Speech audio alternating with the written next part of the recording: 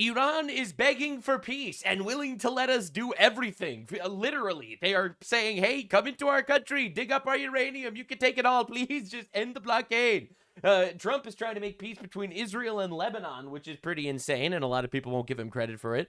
The woke Pope drama continues. Donald and the Pope literally at it at neck. I have lots of opinions that I'm sure won't get me in trouble. We have traitors in our government going to jail and dying. That's right. We literally just had some Democrat superstar kill himself and his wife, as well as Republicans that stabbed us in the back because they're like, yo, we should bring in more Haitians. Lots of opinions there that totally also will not get me in trouble, but we do not need more Haitians is my, TLDR. Japan had enough of migration. The United Kingdom is like literally falling apart at the seams. RFK Jr. had a huge Senate hearing and apparently cut the penis off a dead raccoon. Honestly, lots of things happened, and this guy is bringing you the deep dive, the correct commentary on all of the things, because unfortunately, you only get lies from other people. Lock in, boys and girls. This one's insane. Donald Trump made a tweet trying to get a little breathing room between Israel and Lebanon. It's been a long time since the two leaders have spoken, like 34 years. It will happen tomorrow. 34 years, what a coincidence. That's when Hezbollah showed up. I'm sure the Pope will have a lot of pleasant commentary on how Trump keeps making peace deals, but no, the Pope actually doesn't want us to talk about this. More on that later. Now, before showing you exactly how Iran is capitulating, you have to understand what's happening in Lebanon, just to understand the context here. Well, BBC News, the British broadcasting cucks, 3 paramedics killed in successive Israeli strikes on Lebanon, officials say. Heartbreaking. Heartbreaking. They were just paramedics doing their thing, living their lives. Anyway, if you actually read the article, 13 paragraphs in, the Islamic Health Association is an emergency service linked to Hezbollah. The Rizallah Scout Association is affiliated with the Amal movement, a Shia Muslim group. Wow! So the 3 paramedics were literally Hezbollah terrorists. And I see a lot of people screaming war crimes and whatever, but like, listen, man, if you're a terrorist and you just be like, oh, but also I'm in the press, that doesn't give you a get out of jail free card. You should still get fucking obliterated. I'm like a very simple person. I think terrorists should die. A lot of people call me a radical for having that stance, but I think it's a moderate position, is just killing them. The radical position is, well, Gaza. So essentially, Hezbollah is a terror organization that's backed by Iran that lives in southern Lebanon, and it's basically been firing missiles into Israel for the last 3+ decades, all right? They've killed hundreds of people in Israel, as well as in Lebanon, tens of thousands of people in Syria, massacring Christians in Lebanon as well, which is why the Lebanon population, Christian population, dropped from 60% to 30% over the last, 2 decades. Just unbelievably horrible people, and the Lebanese government did nothing to fucking stop them. So, I'm sorry, Lebanon, that shit's happening to you, but, you should have done something about it earlier. Now, the IDF found this inside a school in Lebanon, right? So understand, it's just terrorists, once again, using schools and hospitals and paramedics and shit to commit acts of terror, and if you fight back, then they scream and cry war crimes. This is literally Arab warfare. Beat their chest, make big threats, start a war, lose miserably, cry genocide. I mean, that's what Iran basically did too. And, well, after Trump started doing peace talks, it seems like the Lebanese TV is displaying the flags of Israel and Lebanon. This has never happened before. Donald Trump, the peace president, pretty insane stuff. To be fair, Hezbollah's killed hundreds of Americans as well. I fucking hate these people. And I'm excited that Hezbollah seems like it's actually going to finally die. But now, before we get into Trump's actual statements, breaking, Trump says Iran agreed to hand over its enriched uranium. This is something I predicted a while ago. I think Trump is making sure that they're willing to do that. This is huge. This is something that the previous Iran regime, before they were all killed, because they're terrorists, and killing terrorists is awesome, actually. A lot of people don't agree. They're retarded. It's okay. Lots of retards out there. Oh, but they're humanitarian aid to the terrorists. Yeah, all right, dude. I'm a simple man. I like to think I try to be righteous. And if God talks in the Bible about killing people, executing murderers, and destroying enemies and stuff, I feel like terrorists that have killed us by the hundreds to thousands, I think that killing them is awesome, actually. And even more than awesome, it's moral. But anywho, so this is massive. Iran actually agreeing to hand over its enriched uranium supply means that the blockade is working and these people are drowning in their own blood. Now, let's just say Pete Hegseth is fully aware of how badly these guys are losing. With a message to Iran's military leadership, to the KH leadership and IRGC leadership, we're watching you. Uh-oh. Our capabilities are not the same, our military and yours. Remember, This is not a fair fight. Some Pakistani guy, but what do you mean? Why don't you want to give them a fair fight? No, because killing them is awesome, actually, and we don't want to give them the opportunity to kill us. I'm really glad we're on the same page. Because we're the good guys and they're the bad guys, and I like when the good guys kill the bad guys. That's how it works. Doesn't need to be fair. It needs to be fast. And we know what military assets you are moving and where you are moving them to. That's right. While you are digging out, which is exactly what you're doing, digging out of bombed out and devastated facilities, we are only getting stronger. Uh-oh. You are digging out your remaining launchers and missiles with no ability to replace them. You have no defense industry, no ability to replenish your offensive or defensive capabilities. You only have what you have. You know that, and we know that. You can move things around, but you can't actually rebuild. You can dig out for now, but you can't reconstitute. But we can. We are reloading with more power than ever before, and better intelligence. Even more importantly, better intelligence than ever before. And you know why? Because we have people on the inside. As you expose yourself with your movement to our watchful eye. That too. Anyway, these guys got blatantly humiliated as their negotiators have said, you, Iran, can choose a prosperous future. We are locked and loaded.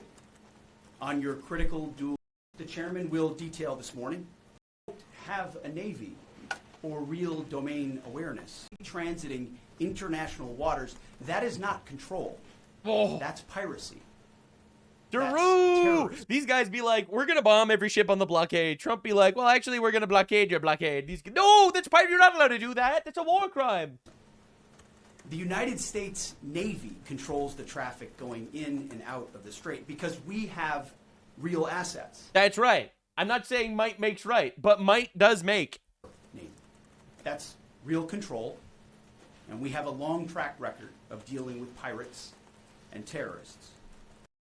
Exclusively Muslim pirates and terrorists. You didn't want to say that out loud, but it's important to note exactly what our strengths are. But there is an alternative. As our negotiators have said, you, Iran, can choose a prosperous future, a golden bridge. And we hope that you do for the people of Iran. In the meantime, and for as long as it takes, we will maintain this blockade, successful blockade. That's right.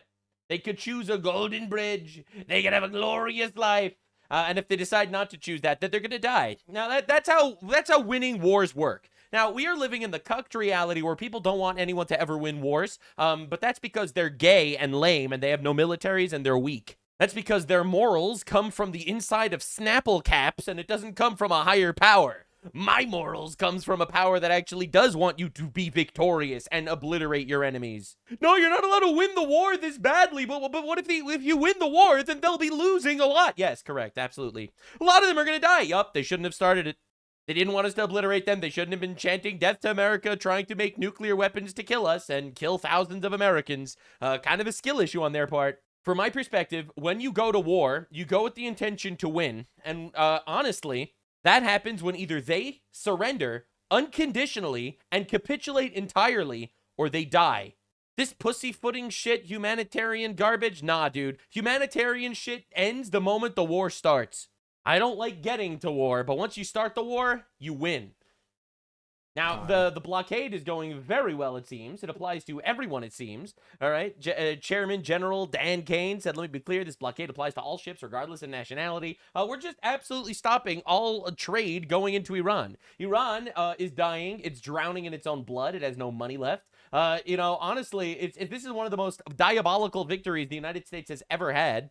President Trump is a man who doesn't bluff. He is a man who follows through on what he says, who acts in every case with courage, resilience, determination, vision, focus, and direction. He warned Maduro. Maduro did not heed those warnings. And now look what happened. Look at the operation that took place in Venezuela. He warned before Midnight Hammer. Midnight Hammer happened because the Iranians did not heed those warnings. Hot take, Trump is just a really nice guy for warning them. He could have just obliterated them without warning them, but he did. These guys have been getting awarded for 47 years. Operation Epic Fury, he gave Iran a chance to do the right thing. They declined, and they sustained the greatest battlefield defeat, thrashing, military annihilation we've seen in modern history. Then, after the ceasefire, President Trump said, make a deal. The Iranian terms were not satisfactory, and so President Trump flipped the tables, on Iran and implemented this naval blockade. That's right. And with this blockade, President Trump is resetting the entire global order because... That's right. Now everyone's buying oil from us. And the more they thrash and cry, the worse their defeat is going to be. And that's awesome, actually. And a lot of people are really sad about it. Now, Stephen Miller almost did an oopsie. He almost failed the QuickTime event here. And this embargo and every other option is on the table as President Trump seeks that final, safe, secure outcome for the final safe, secure outcome. Bro was so close to saying final solution. Holy shit. All right, but he passed the QuickTime event. It was close, but, you know, he managed to survive. Now, Europe has reportedly drawn up plans for a new NATO without the United States, according to the Daily Mail. Right, just to be clear, the United States is 70% of NATO funding and Europe's military. So Europe is like, we are totally going to do it. And then, you know, you have some Euro cucks in the chat with, like, the EU flags and everything. Lol, Europe is already stronger military than the U.S. if you add it up. Oh, that's hilarious, honestly. Holy fuck. Unbelievable, Cope. You're about to find out what life without 12 weeks of vacation is like. Let me make this clear. Every single leftoid dipshit that screams about how Europe is free healthcare and whatever, we pay for that healthcare because we're their military. So they don't need to pay for their military because we are their military. So if they don't need to pay for that military, they just take that money and put it in healthcare. All their free healthcare is on the backs of our military. All their free vacation is on the backs of our military. All the government spending that goes into their societies increased by triple because they don't need to spend anything on their military because we're their military. So Europe is going to find out really fast that, you know, they're going to try to take like the high road and be like, oh, you can't fire me. I quit and redraw a new NATO. Please do that. Just in, the IAA chief says that Europe has maybe 6 weeks left of jet fuel. It's unbelievable, bro. That's just unbelievable. It's crazy how cucked these people are, right? They're so woke, they have no fuel, all right? And Trump's been dropping nukes on NATO as well, metaphorical nukes, of course. We spend trillions and trillions of dollars on NATO, and when I asked them to get involved on a much smaller situation, which is Hormuz and Iran, they weren't there for us. Remember what I said. They weren't there. None of them. They weren't there. So we were there on Ukraine. I mean, we shouldn't have been. It would have never happened if I were president. But nevertheless, when they've had problems over the years, we were there. When we asked them to get involved on a very minor skirmish by comparison to what it could be, they weren't there. So I don't think they'd be there for a large skirmish. And therefore, I think they've got themselves a problem. That's right. And they're scared. They're really scared. I don't think Europe understands the FAFO that's coming to these dumb fucks. All right. Now, if you actually look at the level of winning that's happening, America has never exported more oil ever in the history of the country than now. Right now, we are at an all-time high of actual oil exports. We are the #1 oil exporter on the planet, actually. Now that Venezuela is ours and Iran is blockaded, we are the #1 oil, and we're not woke about it. We actually drill. We're just absolutely dominating. I guess Trump got lucky again. This is like the retard position every time. It's incredible. I guess Trump just keeps getting lucky. He keeps winning wars and toppling dictators and making billions. I don't know how it happens. It's crazy. Trump getting lucky once again. Absolutely. U.S. crude oil exports rose 5.2 million barrels a day last week, a record high. Trump keeps getting lucky. Yeah, I guess he had a plan. Bloomberg's business, right? This is one of the biggest business articles on the planet. Ironically, America's competitive edge has increased due to the Iran conflict as price of natural gas has soared in the rest of the world, but fallen in the U.S. Ironically, wow, look at the irony. Wow, that's crazy. Remember when every leftoid on the planet, like literally 2 weeks ago, was screaming and crying about how actually we are about to enter a Great Depression because of the Iran war? I love how those guys will fearmonger for like a week and then realize they were completely wrong. And then just be quiet about it. They don't need to correct the record. They can just be quiet about it and then just move on to the next scandal. There's nothing ironic about the fact that we absolutely dominated a war and we're not woke about drilling oil and we're rich as fuck. All right, I'm sorry, man. Now, understand what we're up against. This girl is dead. She was raped before execution. That is the destiny reserved for Nilofar Estefani. She is 18 years old. Comes from Kazvin in Iran. January, she was arrested with her mother during the protests. Her crime was asking for freedom. few days later, the Revolutionary Court sentenced her to death by hanging. But before killing her, according to reports from activists and historical testimonies from Iranian prisons, they intend to rape her. Why? Because she's a virgin. According to the distorted and barbaric religious belief, a virgin girl who was executed would go straight to paradise. For this reason, in the past and still today, female virgin prisoners are systematically raped before execution to send them to hell instead of paradise. This is a practice documented for decades and confirmed even by former officials of the regime itself. She is a girl, like so many others, whose life is ahead of her, who's about to die, crushed by the Ayatollah's killing machine. And I'm pretty sure she's already been executed. Understand what we're up against. We're up against, like, actual evil, and every leftoid on the planet is supporting it. The Iranian assholes as well in this regime imported Iraqi Shia terrorists to patrol the streets of Tehran, terrorizing Iranians. I mean, they are losing control, obviously, of the people, so they're just shipping in the barbarians to fucking obliterate them. And it seems like it's there's a trend here, if you actually pay attention. Like, this is pop-based, like one of these big pop culture type, you know, information Twitter accounts. 24 years ago, Palestinian political leader Marwan Barghouti was imprisoned by the Israeli occupational forces. He rose in the late 1980s as the prominent leaders in the fight for Palestinian liberation, was sentenced to Israel for 5 life sentences plus 40 years. 40 years and 5 life sentences. Unbelievable. 24 years ago today, Palestinian political leader Marwan. He's in jail for 5 counts of murder. Okay? All right, he's in jail for 5 counts. Notice how this isn't in the tweet. No one's going to mention the fact that the #1 Palestinian export is terrorism. Look, man, all these Palestinians, they all keep finding new ways to boycott. Oh, we got to boycott Israel by stop drinking Pepsi or some shit. All right, all these, oh, I can't go to Starbucks because they support Israel. All right, I would love to boycott Palestine. I can't because they never made anything. like, what am I supposed to do?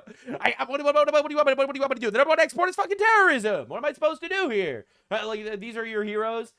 Pakistan actually deserves a waiver of all of its debts for what they're doing for world peace. Am I right? Because Pakistan is hosting the American and Iranian peace talks. Community note: this is a Pakistani impersonating a white woman. Just fucking brutal. Just brutal. I can't even. I don't know if I can show this to you. So this is a Down syndrome kid in Gaza getting whipped by Gazan Palestinians because they think that he's possessed by a demon, so they're trying to whip out the demon. I can't show you this footage on YouTube. But, like, understand, bro, we're dealing with a different culture entirely. A whole different beast. Anyway, Donald Trump made this tweet. I just had excellent conversation with the highly respected President Joseph Aoun of Lebanon and the Prime Minister Bibi Netanyahu of Israel. These two leaders have agreed that in order to achieve peace between the countries, they will formally begin a 10-day ceasefire at 5 p.m. EST. On Tuesday, the two countries met for the first time in 34 years in Washington, D.C. with our great Secretary of State, Marcus Rubio. I have directed Vice President J.D. Vance, Secretary of State Rubio, together with the Chairman of Joint Chiefs of Staff, Dan Kane, to work with Israel and Lebanon to achieve a lasting peace. It's been my honor to solve 9 wars across the world, and this will be my 10th. Get it done, President Donald J. Trump. Now, just for some context, in case you're unaware of Israeli sentiment, Israel is not happy with this ceasefire. Hezbollah terrorists in Lebanon have been torturing Israelis for the last, 40 years. Especially people living in northern Israel. They're in their bunker every couple of hours because Hezbollah keeps firing missiles at them. They're constantly evacuating different cities. And they very much want Israel to obliterate Hezbollah forever right now. They are not very happy with the ceasefire, and neither is Bibi Netanyahu. He's agreeing because Trump told him to. Anyone that thinks that Netanyahu controls Trump and not that Trump controls Netanyahu understands literally nothing about the world.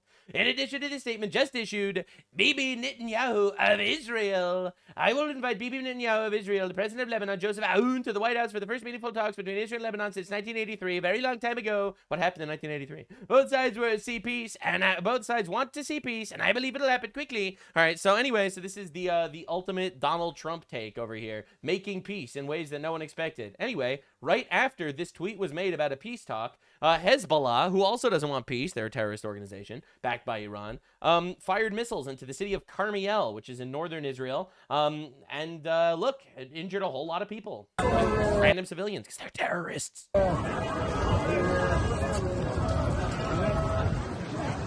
So this is last night in Israel, right after the peace ceasefire gets announced. Pretty awesome. So now, anyway, Donald Trump answered some questions in quite the diabolical fashion.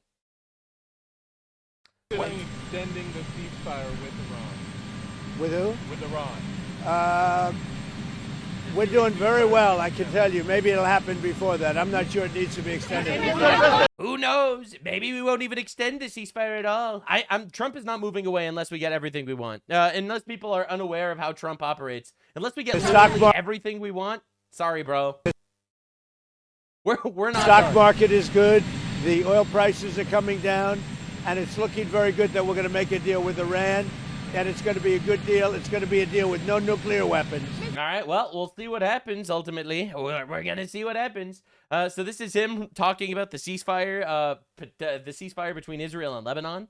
Will Hezbollah stick to the ceasefire? Are you confident about that? I think they will. I think it's going to be, actually, it's very exciting because it's 48 years. We're going to be meeting with Bibi Netanyahu, as you know, and the president of Lebanon. And I had a great talk with both of them today. They're going to be having a ceasefire. All right, well, we're going to see what's going to happen there. If anyone could do it, it's El Trumpo, because this dude basically... Oh my God, wait. So a reporter asks Trump, but what if there's no deal with Iran? And I'm so happy he answered this way, man. If there's no deal, would you be willing to extend the ceasefire, or will the fighting resume, Mr. President? I would say the fighting. If there's no deal, fighting resume. If there's no deal, fighting resumes. Now, this is the big one. So very important is that Iran does not have a nuclear weapon, and they've agreed to that. Iran's agreed to that, and they've... Not enough. Not enough, though. Our boy Donald stringing them along. You're going to give us everything. They've agreed to it very powerfully. They've agreed to give us back the nuclear dust that's way underground. That is massive. If they're willing to do this, it means they've completely and utterly capitulated in every possible way. Because of the attack we made with... Like, that's not just them giving their word. That's them letting us dig up their, like, 40 years of development trying to build a weapon to obliterate us, just giving it all away. B-2 bombers. So we have a lot of agreement with Iran, and I think something's going to happen very positive. All right, and we'll see. I'll believe it when I see it. I think this might be Trump playing them, because I think Trump is just letting the peace talks drag out while the blockade completely strangles them completely. The blockade is probably Trump's biggest checkmate move. The next in-person Probably, meeting take maybe place? over the weekend. Will you send the vice president? Mr. President, will you send the vice Just so you president? understand, Like, it was so smart if you think about it. Like, he obliterates Iran's military in the way that we needed to, all right? Think about this. He obliterates Iran's military, and then he's like, now let's do peace talks, all right? We'll end the civilization. And then Iran's like, no, don't end the civilization. We'll do peace talks. Okay, send J.D. Vance. J.D. Vance goes. He discusses with them. They're not willing to budge on anything. They ask for reparations, and Trump's like, okie dokie, blockade time. And now they're begging for peace talks again. It's like, it's unbelievable, dude. It's crazy. Blockade has been incredible. It's held. They're not doing any business. They're unable to do any business because of the blockade. And so the combination of having no Navy, having no Air Force, having no anti-aircraft equipment, they have nothing. Everything is gone, including their leaders. Now they have a new set of leaders. Everything's gone. Their leaders, their weapons, their underwear. The blockade has honestly been absolutely devastating for these goat fuckers.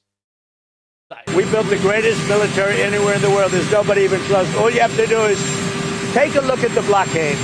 Nobody's ever seen anything like it. That blockade is the best thing.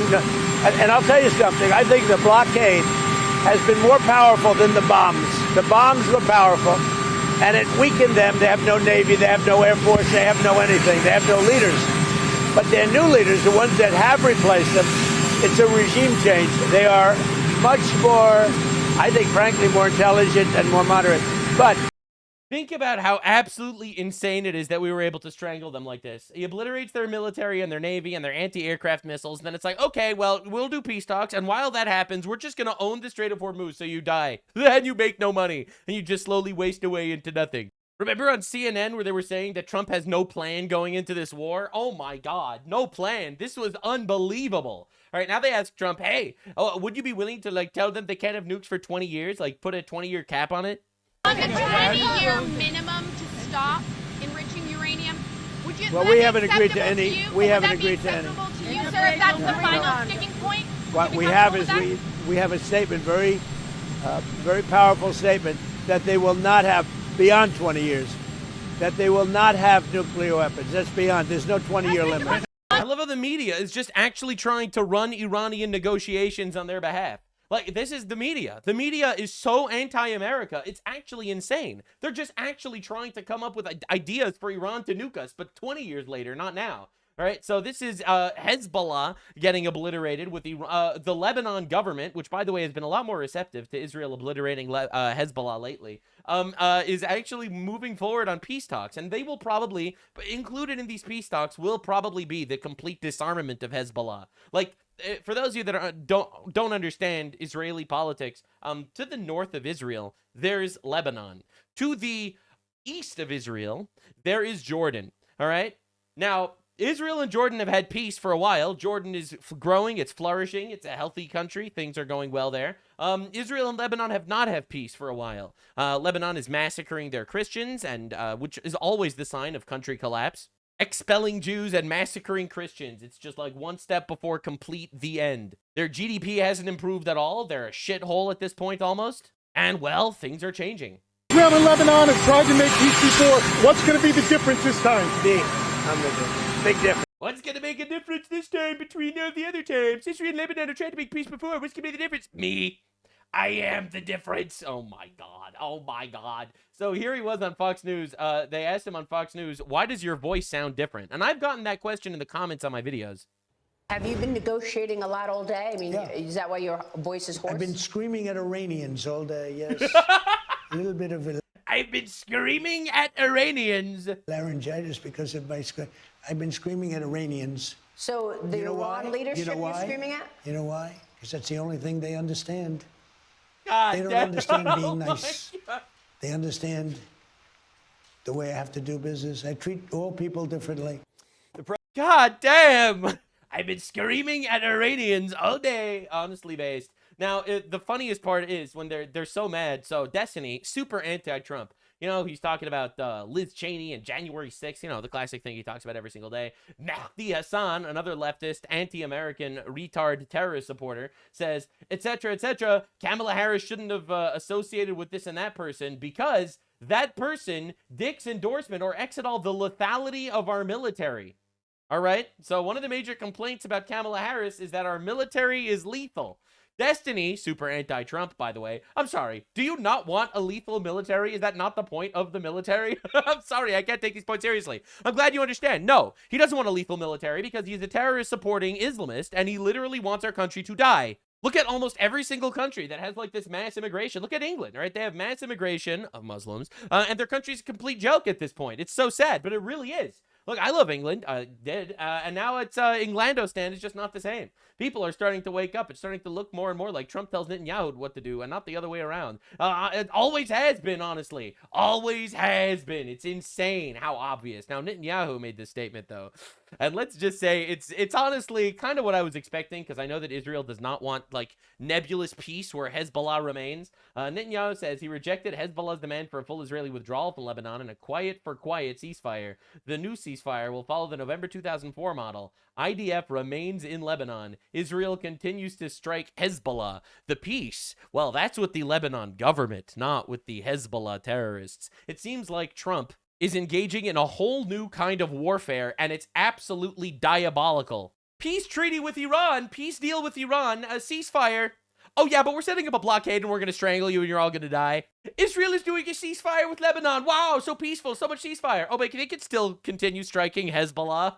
They're not the Lebanon government, right? They're just terrorists, unless the Lebanon government wants to claim that Hezbollah is part of the government. In which case, you're really claiming that part of the government is just, designated terrorists by the United States that have killed hundreds of Americans? Of course, Lebanon will be like, no, we hate Hezbollah. What are you talking about? Of course we hate Hezbollah. Oh, so then, of course, they could continue getting obliterated. This is new Trump doctrine, and it's insane. It's a peace treaty, but during the peace treaty, we win the war. Just absolute Trump domination. What's the difference this time between all the other times they tried to make peace? Me. Oh my God, aura!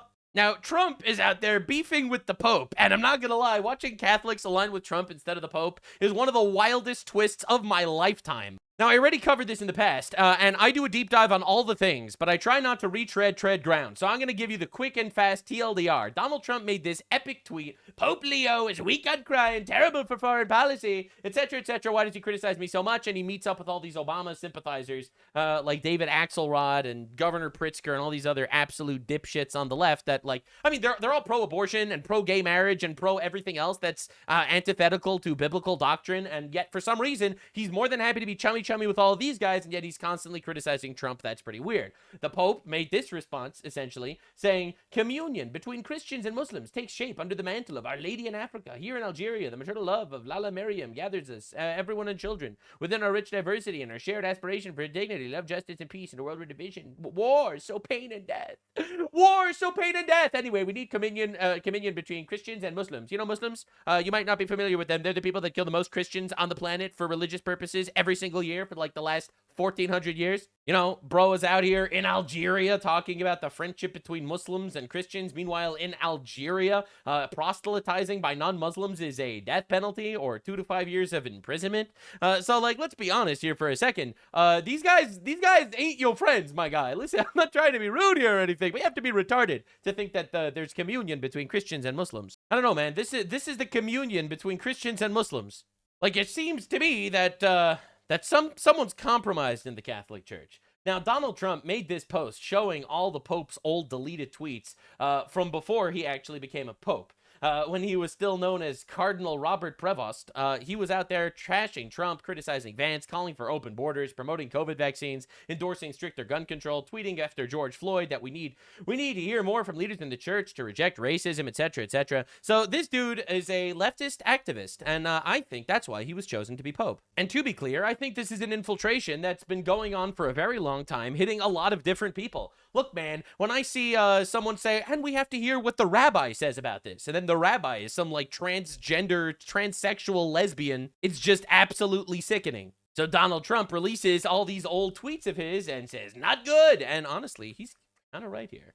So just to understand, for the first time ever, the Vatican has built a Muslim prayer room inside the Apostolic Library. So understand, obviously Christians are banned in Mecca. Obviously no churches are in Saudi Arabia. Obviously Europe's cathedrals are getting turned into mosques and getting burnt down by Islamists that are being imported. Now we have breaking news that we're getting special Muslim prayer rooms inside the Vatican. That's pretty odd. Now, understand, Donald Trump kind of sees something suspicious is going on, so he keeps beefing with the Pope. I've already given you my my analysis on this in the past, but to reiterate quickly, I believe that human beings are not infallible. I believe that God gave his commandments to all of us, and I know that other sects of Christianity, as well as other religions, like Judaism, do not view some single authoritative figure as actually, you know, speaking the word of God. Not trying to step on any toes here, but if the Pope wants to get involved in political discourse, then, well, that means it's in my battleground. It's my wheelhouse, and I have the right to state my opinions. And so does Donald Trump, apparently. Very important that the Pope understands. Very, very important. It would be nice not to say it. Iran killed 42,000 people that were... Yeah, so listen, Mr. Pope. Iran killed 42,000 of their own people. Totally innocuous protesters. Iran cannot have a nuclear weapon. If they did, every country, including Italy, where he's stationed, every single country in the world would be in trouble. So we're doing very well with respect to that, having to do with the whole situation on Iran. The blockade is amazing. It's all true. And the Pope has to understand that. And this is wild. Donald Trump going after the Pope. Oh my God. Bro has balls, that's for sure. That did put out a statement saying the Pope isn't merely exercising his opinion, he's preaching the gospel. I mean, what do you say to people that do this? Well, I want him to preach the gospel. I'm all about the gospel, but I also know that... Look, man, my stance is God gave us the Bible, and the Bible does not have the same opinions as the Pope. Like, I'm just going to be real here. I would trust the Bible over a man. That's just my stance. You cannot let a certain country, which is a very mean-spirited country, have a nuclear weapon. If they did, they would use it, and I think they'd use it quickly, and they would kill many millions of people. Especially because, and this isn't a controversial opinion, there's a lot of war in the Bible. The Bible talks about obliterating your enemies a lot, actually. I have nothing against the Pope, says Donald Trump, but... Are you fighting with the Pope, and are you worried it's upsetting your... No, I don't. I have to do what's right. The Pope has to understand that. Very simple. I have nothing against the Pope. His brother's MAGA all the way. I like his brother, Louis. I'm not fighting with him. The Pope made a statement. He says Iran can have a nuclear weapon. I say Iran cannot have a nuclear weapon. And that's essentially what he said, by saying, actually, all war is bad for all reasons and no war should ever happen, which is blasphemy, actually, in my opinion. I know that I paraphrased what he said. That's not exactly what he said, so take it with a grain of salt. But the essential detail here is you're kind of co-signing that Iran could have a nuclear weapon is what is happening. You know, and so the Pope, he keeps going. He makes more tweets. Woe to those who manipulate religion in the name of God for their own military, economic, political gain, dragging that which is sacred into darkness and filth. It kind of seems a little bit like that's kind of what you're doing here, man. Like the Pope trashing political leaders and stuff to push political agendas does definitely seem like this is what he's sort of engaging in. Again, it's just weird to me that this is happening. When Muslims destroy Europe, I sleep. When Muslims destroy Christians in Africa, I sleep. When Muslims destroy churches worldwide, I sleep. When America bombs Muslim country, it's like you start wondering what's actually going on. All right, and you keep seeing it in more and more of his posts. All right, so this is a tweet, a statement that he made when he was asked what he would say to Catholics in Europe who believe that Islam is a threat to Christian identity. This was his response. In Europe, fears are present, but often generated by people who are against immigration and trying to keep out people who may be from another country, another religion, another race. I would say that we all need to work together. This is I'm sorry, I don't mean to be rude, but this is gay, bro. Hey, man, Muslims are burning our churches and raping our daughters. Well, you're probably only saying that because you're against immigration. Excuse me, what? So this is the Pope citing Lebanon as his example of how Muslims and Christians can coexist peacefully. I know that in Europe there are many times fears that are present but oftentimes generated by people who are against immigration and trying to keep out. Maybe some of the people that are against immigration, it's because they see what immigration brings, perhaps. People who may be from another country, another religion, another race. And in that sense, I would say that we all need to work. But what if the religion preaches to slaughter Christians? Like what if Jews and Christians are the lowest of creatures is a direct quote from the other religion? What if smite the kafar wherever you fight them or slit the kafar at the throat? What if those are direct quotes from the other religion and they practice what they preach? Together, one of the values of this trip is precisely to raise the world's attention to the possibility that dialogue and friendship between Muslims and Christians is possible. I think one of the great lessons that Lebanon... Try converting them, though. You see, my stance is, if you believe in your religion, pray that other people find God. That's why when I get Christians in my audience saying, I'm praying for you, I hope you actually join Christianity and stuff like that, I take it as the highest honor. It means you care about my soul. Thank you. Who knows what the future will bring? But saying, hey, let's be buddies with people that are massacring us by the tens of thousands, like, what are we even doing? This is delusional. Can teach to the world is precisely showing a land where Islam, Christianity are both present. No Judaism. They expelled all the Jews. But also, just to be clear, and this is very funny because he's talking about Lebanon. Lebanon was a Christian majority country 2 decades ago. It is right now a Christian minority country. How do you think that happened? How is it that Lebanon went from 60% Christian 2 decades ago to 30% Christian today? How did that happen? And are respected, and that there is a possibility to live together, to be friends. Stories, testimony, witness. Friends, they'll only burn our churches down and slaughter us when they feel like it. This is that we heard even in the past 2 days of people helping each other, Christians with Muslims, both of whom had their villages destroyed, for example, of saying we can come together and work together. Destroyed because of Islamic terrorism, by the way. This is crazy. The Pope cites Lebanon as an example of peaceful coexistence between Christians and Muslims. Lebanon was literally created to be a homeland for persecuted Christians in the Middle East, and it was for a few decades. The moment Muslim invaders thought they had numbers, they started a civil war that lasted 15 years because they didn't want to live with the same Christians who made them part of the country. Thousands of Christians were massacred. Muslims became the majority. Hezbollah took over, and the country hasn't known peace since. Lebanon is the first and ultimate example that coexistence between Christians and Muslims is literally impossible. It's mind-blowing anyone would use it as an example of coexistence, let alone the Pope. And honestly, unless there's an agenda here, I don't know what's going on. This is insane. All right. So someone actually went up to Trump after all this takes place. They went up to Trump and they said to him, "Did you hear that there are more Iranians that are getting executed?" Iran's going to execute 4 more protesters, reportedly, including the first woman. They're gonna start executing more protesters. They're executing 4 more. Protester. What do you tell Iran? Well, tell that to the Pope. Tell that to the Pope. He's just objectively correct here. And objectively, demonstrably correct. And it's crazy watching the Pope virtue signal. I can't believe I even said those words, but it's crazy watching that happen. It's like he sticks his head in the floor and not witness the atrocities and just engage in the most bad faith discussion I've ever seen. Pope Leo doesn't realize that 2 Pope Leos ago, Pope Leo ordered the construction of walls around the Vatican because of Muslim invaders. And now we have current Pope Leo trying to tear those walls down. So just to understand what's going on in Iran, they gang rape female protesters before executing them so they don't go to heaven as virgins. And Trump says, tell that to the Pope. And he's just right. So Tucker Carlson, of course, freaking out. No president should ever mock Islam. Pope Leo, we should perhaps be less fearful of Islam. Well, this is what a Nigerian imam had to say. 1 million Myra to anyone who beheads the Christian pastor. Yeah, very associate. I think that we could all become besties. I think we could all become friends. Why don't you? Let's just sing Kumbaya and just not engage with reality for a second. So the Daily Mail releases this article. Iranian Christian who has leg broken by regime thugs because of his religion describes horror endured in his 5-year in prison hell. Any comment, Pope Leo? A lot of people are actually really asking these questions. U.S.-backed airstrikes are actually taking place, or at least planned, on Nigeria. Started to hammer Islamist groups across the country really hard. You know, the Islamists that are massacring Christians by the tens of thousands in Nigeria.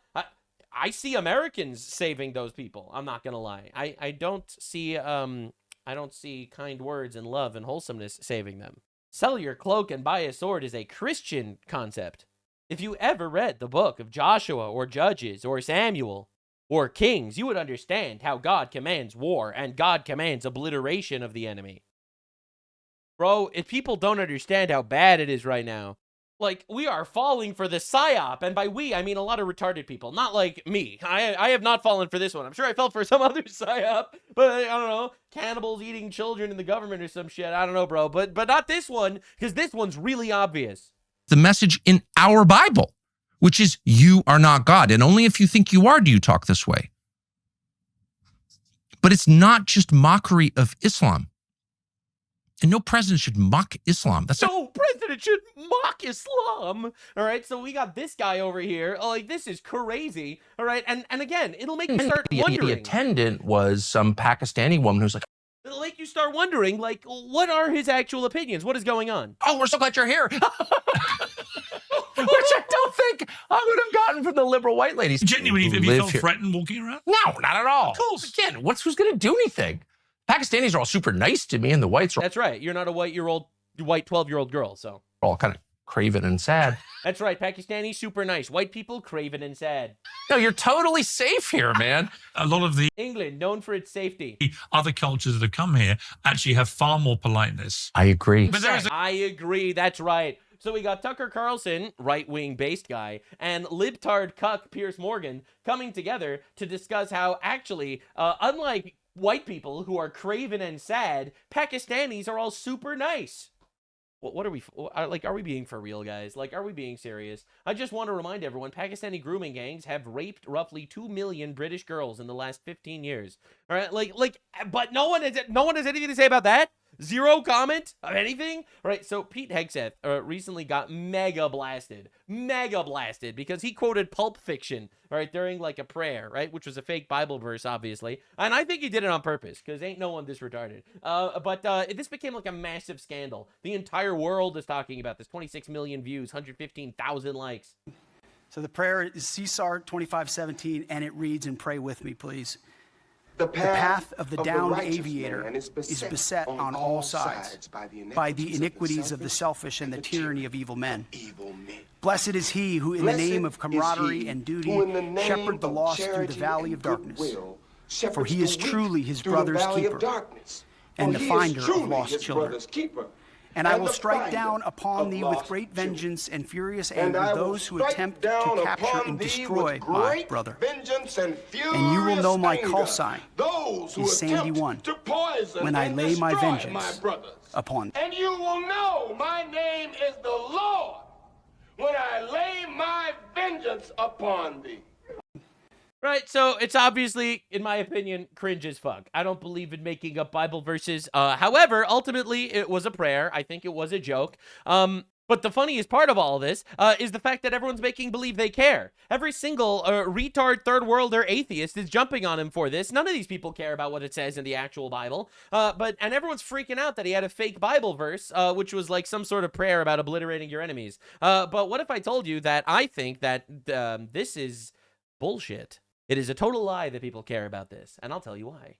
Because the Pope just made up a fake Bible verse as well. Pope Leo drops this line in Cameroon. Get ready for this one. Jesus told us, "Blessed are the peacemakers, but woe to those who manipulate religion in the very name of God for their own military, economic, or political gain, dragging that which is sacred into darkness and filth." Yes, my dear sisters and brothers. Yeah, Jesus never said that though. That's the little funny twist. Our Lord Jesus Christ never said this, says Deacon Nick Donnelly. It is so wrong putting words in our Lord's mouth. It's correct to say that these are the implications, perhaps, but it is wrong to attribute these words directly because it's not true. All right, blessed are the peacemakers is one sentence. All right, that is a sentence that was stated in the Bible. But then the rest of the sentence, the whole woe unto those who manipulate religion in the name of God for their military, economic, and political gain, dragging, like, what are we doing here, man? So all of these leftoids, let's be honest, it's the leftists and the dipshits like the Candace Owenses and the Tucker Carlsons freaking out that Pete Hegseth quoted Pulp Fiction in a prayer, but they don't care that the Pope is making up Bible verses in order to push political agendas? Are we even being serious right now? So these are Muslim soldiers in Azerbaijan destroying the graves of Christian Armenians. You know, filming and laughing at destroying this. This same Deacon Nick Donnelly, who's been going insano style lately. Apparently, we can peacefully coexist with Islam, according to Pope Leo. Those who suffer from the woke mind virus are dangerously detached from reality. So there is something wild going on. This is Ahiyam Hussein, a 15-year-old Iraqi youth, tried by the Islamic State's court for the crime of listening to music. He was beheaded in front of an ecstatic crowd. All right, so let's just understand, man. We're supposed to, like, coexist with these guys. All right, these are people, I'm pretty sure this is in Syria, where they captured 19 Yazidi girls who refused to become sex slaves, so they burnt them alive. And it's Islamophobic to mention that perhaps this cannot be something that coexists with me, perhaps. And honestly, Trump has been going nuclear on all these guys, all these sleazebags. Who's dumber, Tucker Carlson or Joe Kent? It's very interesting. I met Joe Kent at Dover Air Force Base, along with numerous others who lost their loved ones in war. I said hello to all the families. Kent horribly lost his wife. Her casket was being brought over to Dover along with the rest, although he got married again quite quickly, in my opinion. In any event, a number of years later, I noticed the same person was running for Congress in Washington State and lost. I then noticed a couple years later he was running again and lost. While I didn't know him other than our brief Dover encounter, I felt sorry for him after the 2 election losses. I told my people to hire him to the White House, give him a job, make him feel good. He lost his wife in 2 elections. They did so. And while I rarely saw him, I certainly didn't expect disloyalty. But that's what I got. He was a sleazebag. Some would say on top of it, a leaker. I don't know whether or not that's true. But next time, no more Mr. Nice Guy. Kent is a loser. Just like Tucker, Candace, and Megan. The rest of them are losers. You're born that way. Low IQ. And that's not a damn thing you're going to be able to do about it, President Donald J. Trump. And notice how all these guys immediately jumped on top of the Islamic train, and how Israel is secretly the bad guy pulling the strings. Now, I think that this was incredibly important. This is Michael Knowles. He's a Catholic, and he thinks that there's a giant psyop going on in the Catholic Church, essentially pushed by the left to divide Catholics and get them to basically move into a Democratic Party. And to be honest, it used to work on a lot of people. The majority of Catholics were Democrats until Trump. Literally, Trump was the first president that got voted in by that majority of Catholics actually voted for him. Now, I'm in shock. The left is the gay abortion party. Let's be honest. It's the blasphemy party, the heresy party, and the pedophile party. And I think sinister forces are doing their absolute best to divide the church and, steal elections. This is an anti-Catholic and coincidentally anti-Trump op to try to split the Catholics from the president and the president from the Catholics. That's what this is. That's what's going on. And it's clear as day. President Trump won the Catholic vote with greater numbers and more consistently than any Republican president ever. The Democrats had a stranglehold on the Catholic vote from basically the moments Catholics arrived on these shores all the way up through the early 70s.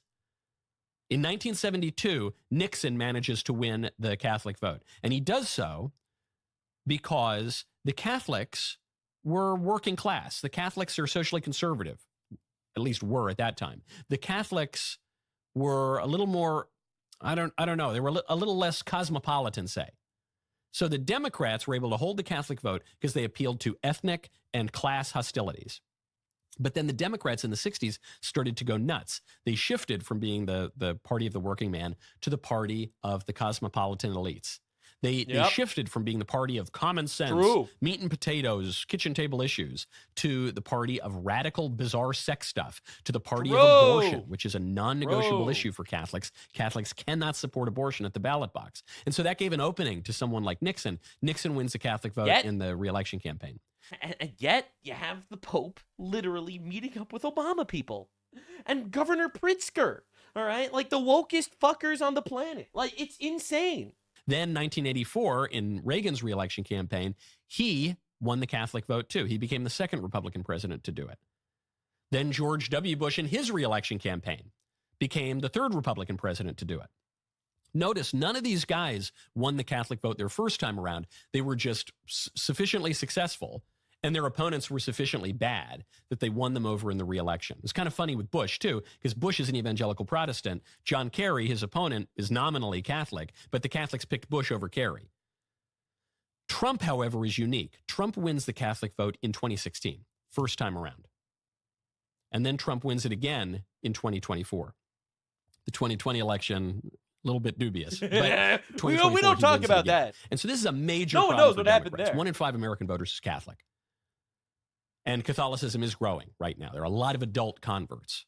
And it's growing especially among Republicans, and it's growing especially among young men. We'll get to the war between the sexes later. So this is a major political problem for Democrats, and what they're trying to do is split the Catholic vote. Yep. I think this explains... That's the psyop. Like, most cultures would be like, well, raise your children and, instill them with values, and they will also vote the same way you do, But the left doesn't have children. They don't believe in children. They believe in massacring children, actually, in the womb. So the left, ironically, can only grow through grooming, through vampirism. That's why you're going to have, like, all this trans shit in movies and whatever to groom children into following their doctrines, all right? And that is essentially what the left is now. It is the party of the giant psyop, where they preach to the poor people, they preach to the honestly the groomed people, they manipulate the empathy of largely women in colleges.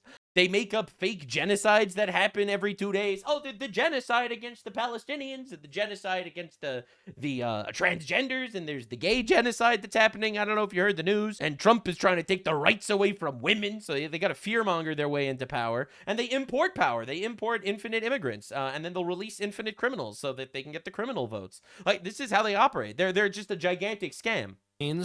Why there was so much attention given to the 3 most liberal bishops in the United States going on 60 Minutes. 60 Minutes, a show that the president reportedly watches to try to trigger some of that. David Axelrod makes a big show, the strategist for Obama, makes a big show about getting to meet the Pope on a visit to Rome.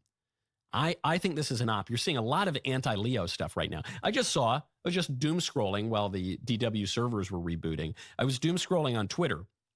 There is just a complete lie going on. A viral tweet from HIN News. Breaking news. They always, these stupid tweets always start with breaking news. Breaking news. And it's a quote, supposedly from the Pope. Islam is a religion of peace we can learn from. Those who are against it. Yeah, I actually saw that tweet. I didn't include it in the video because I knew it was fake. I do a lot of research for my videos. Immigration target Muslims needlessly, especially those in North Africa. So I saw that.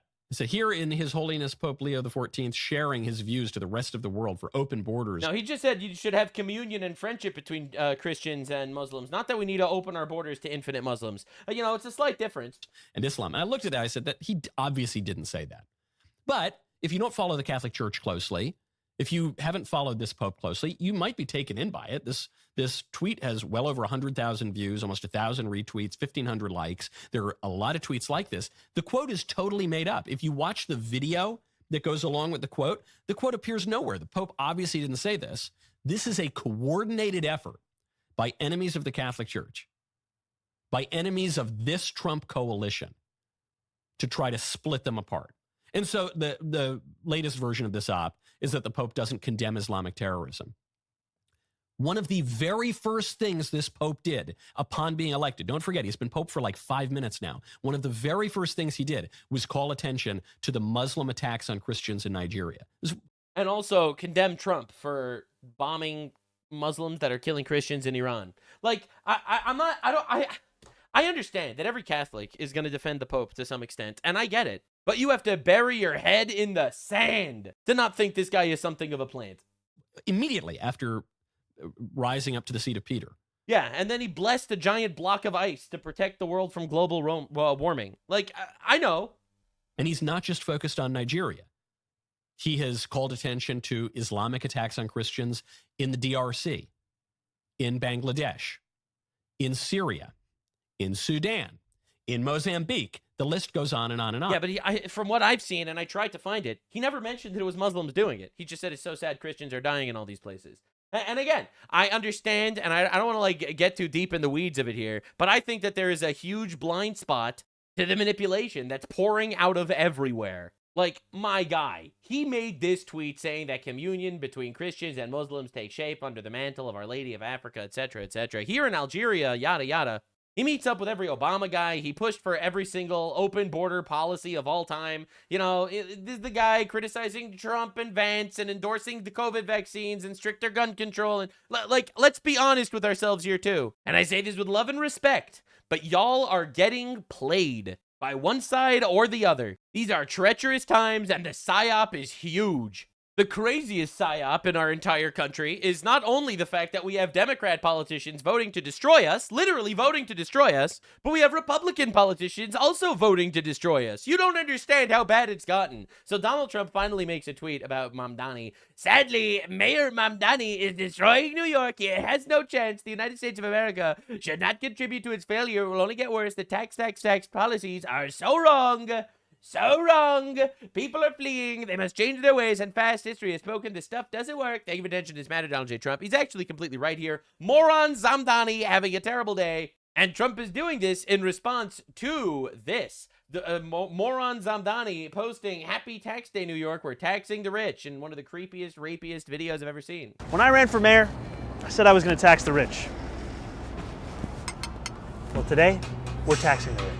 Yeah, a little creepy, a little bit rapey. I'll just show you a second of it. I covered this recently. I'm thrilled to announce we've secured a pied-à-terre tax, the first in New York's history. This is an annual fee on luxury properties worth more than $5 million.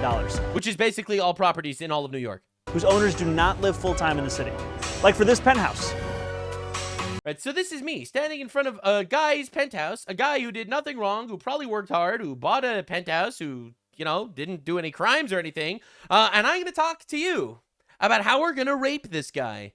This is the foreigner communist way. We import the retards into our country. The retards get together. They vote for retards to represent us. And then the retards that represent us talk about how they're going to rape us because they want to take our money and give it to them instead. Because, of course, the people that don't earn the money totally deserve it more than the people that earn the money. Now, even Ben Shapiro had a rare W here.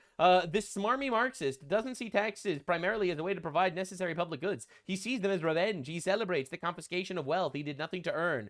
Class envy, and it's hideous. And honestly, rare Ben Shapiro W here. He's just right. Especially because we all know the reality and the consequence of this. We know that extra taxes going to the government means more fraud that's going into the pockets of the government officials, more fraud that's going to Somalia, and even more importantly, the last thing you see before you move to Florida, well, we're taxing the rich. This is exactly what happened in LA. They raised all these taxes. They raised all these taxes in California. Mass exodus from California. Everyone moved to Texas and Florida. And now they're doing the same thing. And the entire middle class is leaving New York and going to Texas and Florida. You know, honestly, Mamdani says city-run supermarket will be ready in 3 years, but recommends getting in the line for bread now. Unfortunately, just real, bro. Unfortunately, real.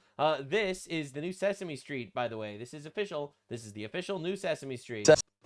Salam alaikum, everyone. I'm Rami Youssef. Oh, it almost Elmo. Mr. Rami, what does salam alaikum mean? Well, salam means peace, and it's a way to say hello in Arabic. Oh, cool. Oh, salam alaikum, everybody. This is real, by the way. This isn't parody. This is actually the new Sesame Street. Elmo and I are here to wish all of you a happy Arab American Heritage Month. Yeah, happy Arab Arab American Heritage Month. I'm so proud of my Arab heritage, and I'm so happy to share this month with my fellow Arabs and Elma. So thanks, Habibi. Oh, wait a minute. What's Habibi? Oh, it's an Arabic word for a special friend. Really? Well, happy Arab American Heritage Month, Habibi. We love you. Yeah, so, again, we understand what's happening. we are being conquered. We are being... Holy shit, AI. Yeah, immediately. Allahu Akbar, infidels. Yeah, true. Anyway, it's pretty wild watching this happen in front of our eyes. Oh my god, it's brutal. It's just absolutely brutal. So yeah, this is the PSYOP, man. On the left, they import people to drastically change our culture and control us. Here's Ilhan Omar actually getting asked about the fraud. This goes so well. It goes so well. So they ask her immediately, oh, what about all the fraud? And it's just like, it's everything you could have hoped for. I think it's, what, now 230 million that has been... Yes, well, 250 is what they say. Yeah. Misuse funds meant for child nutrition. Yeah, 230 to 250. There's been about... Imagine lying about 20 million when the number's 250 million. Like, just a casual lie.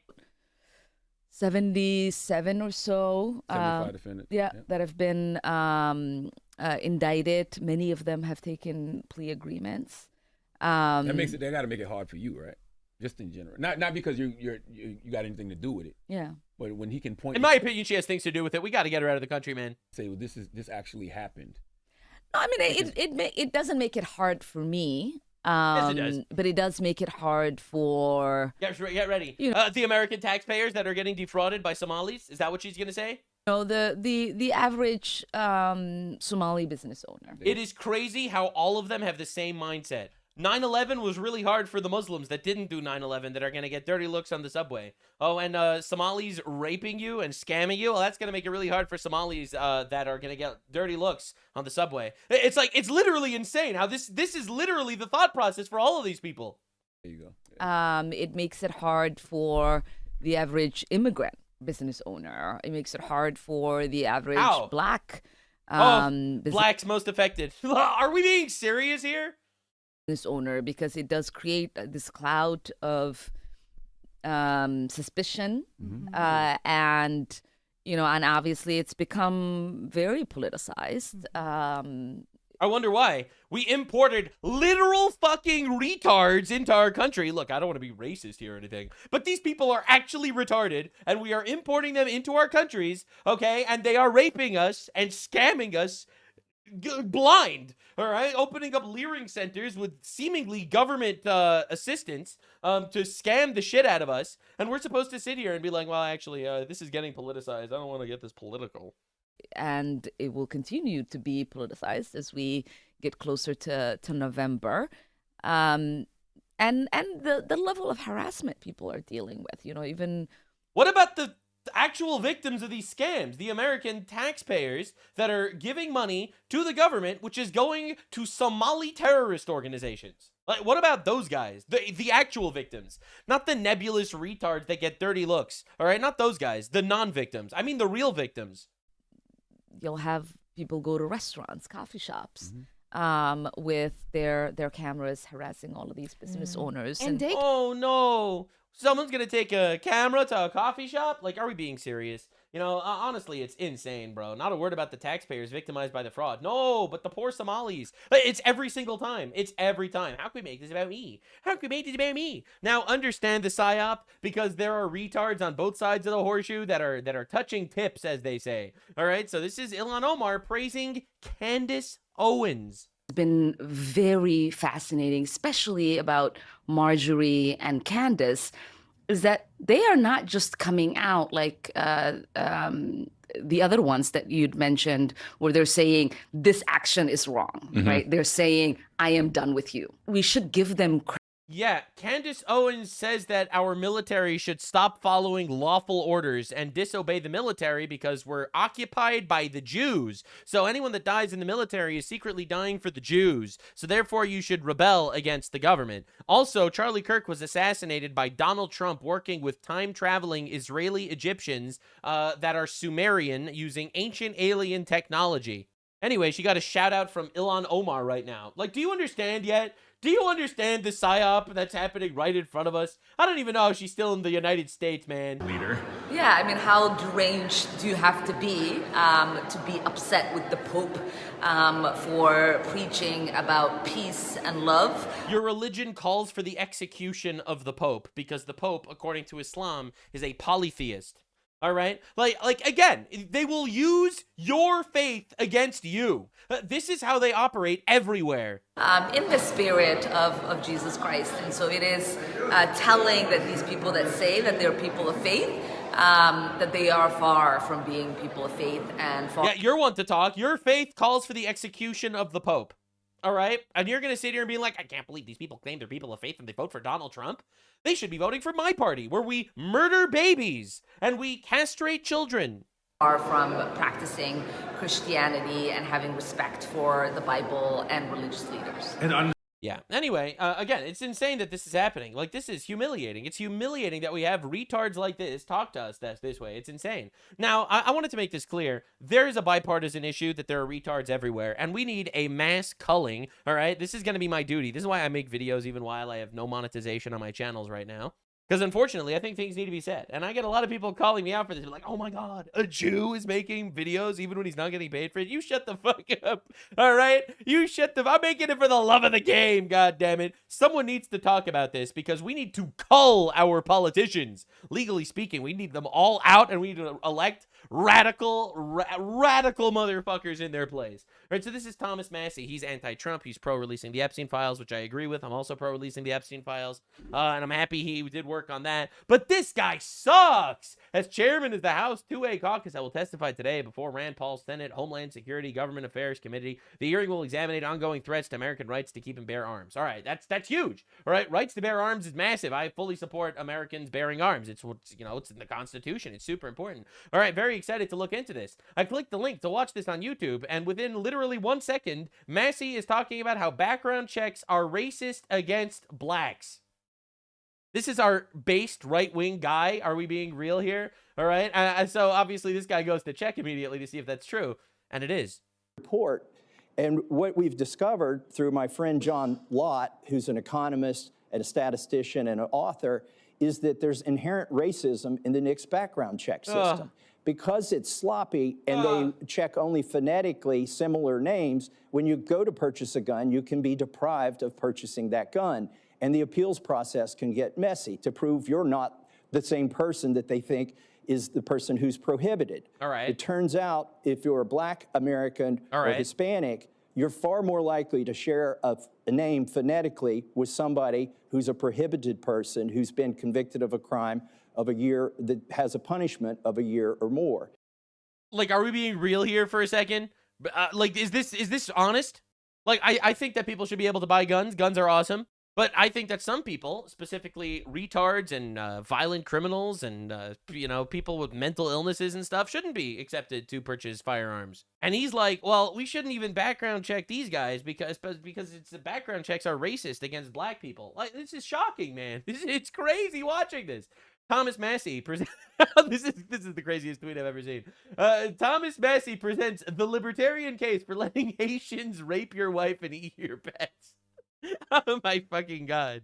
Like, the argument is not that, well, your name sounds phonetically similar to other people because black people tend to use the same names. It's because people tend to have family members in specific communities that commit crimes.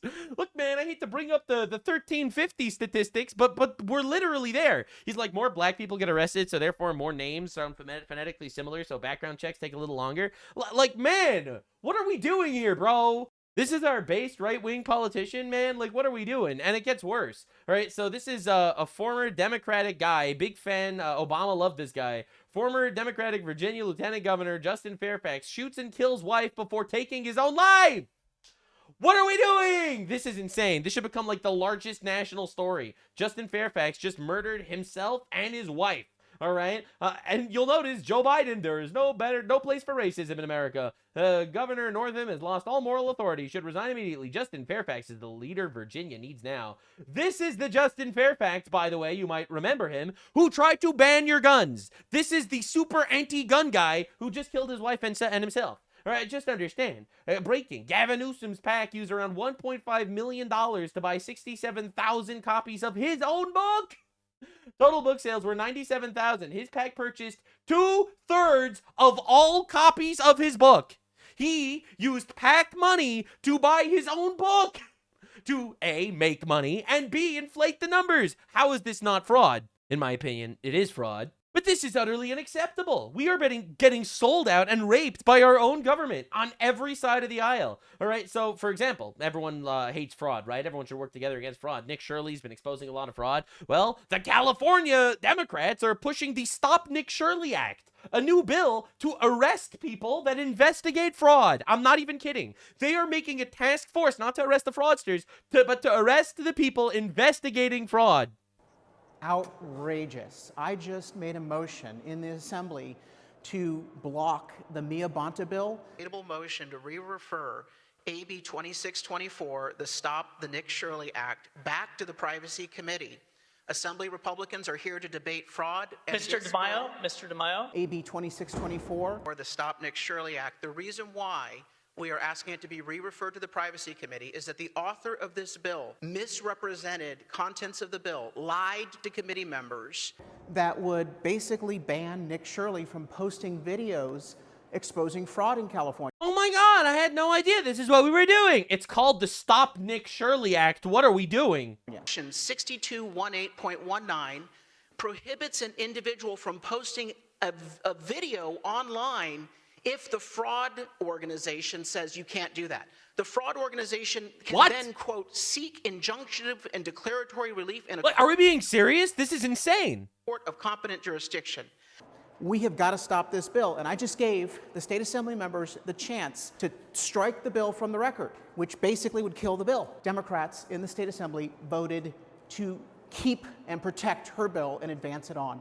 Do we understand the insanity that we're dealing with here? Like, look how absolute insanity we're dealing with. We got Democrats trying to push the Stop Nick Shirley Act to stop investigating fraud. Like, dude, this is crazy. We're literally getting sold. And I work my ass off. Well, right now, my channels are demonetized. I'm not making any money because fuck YouTube.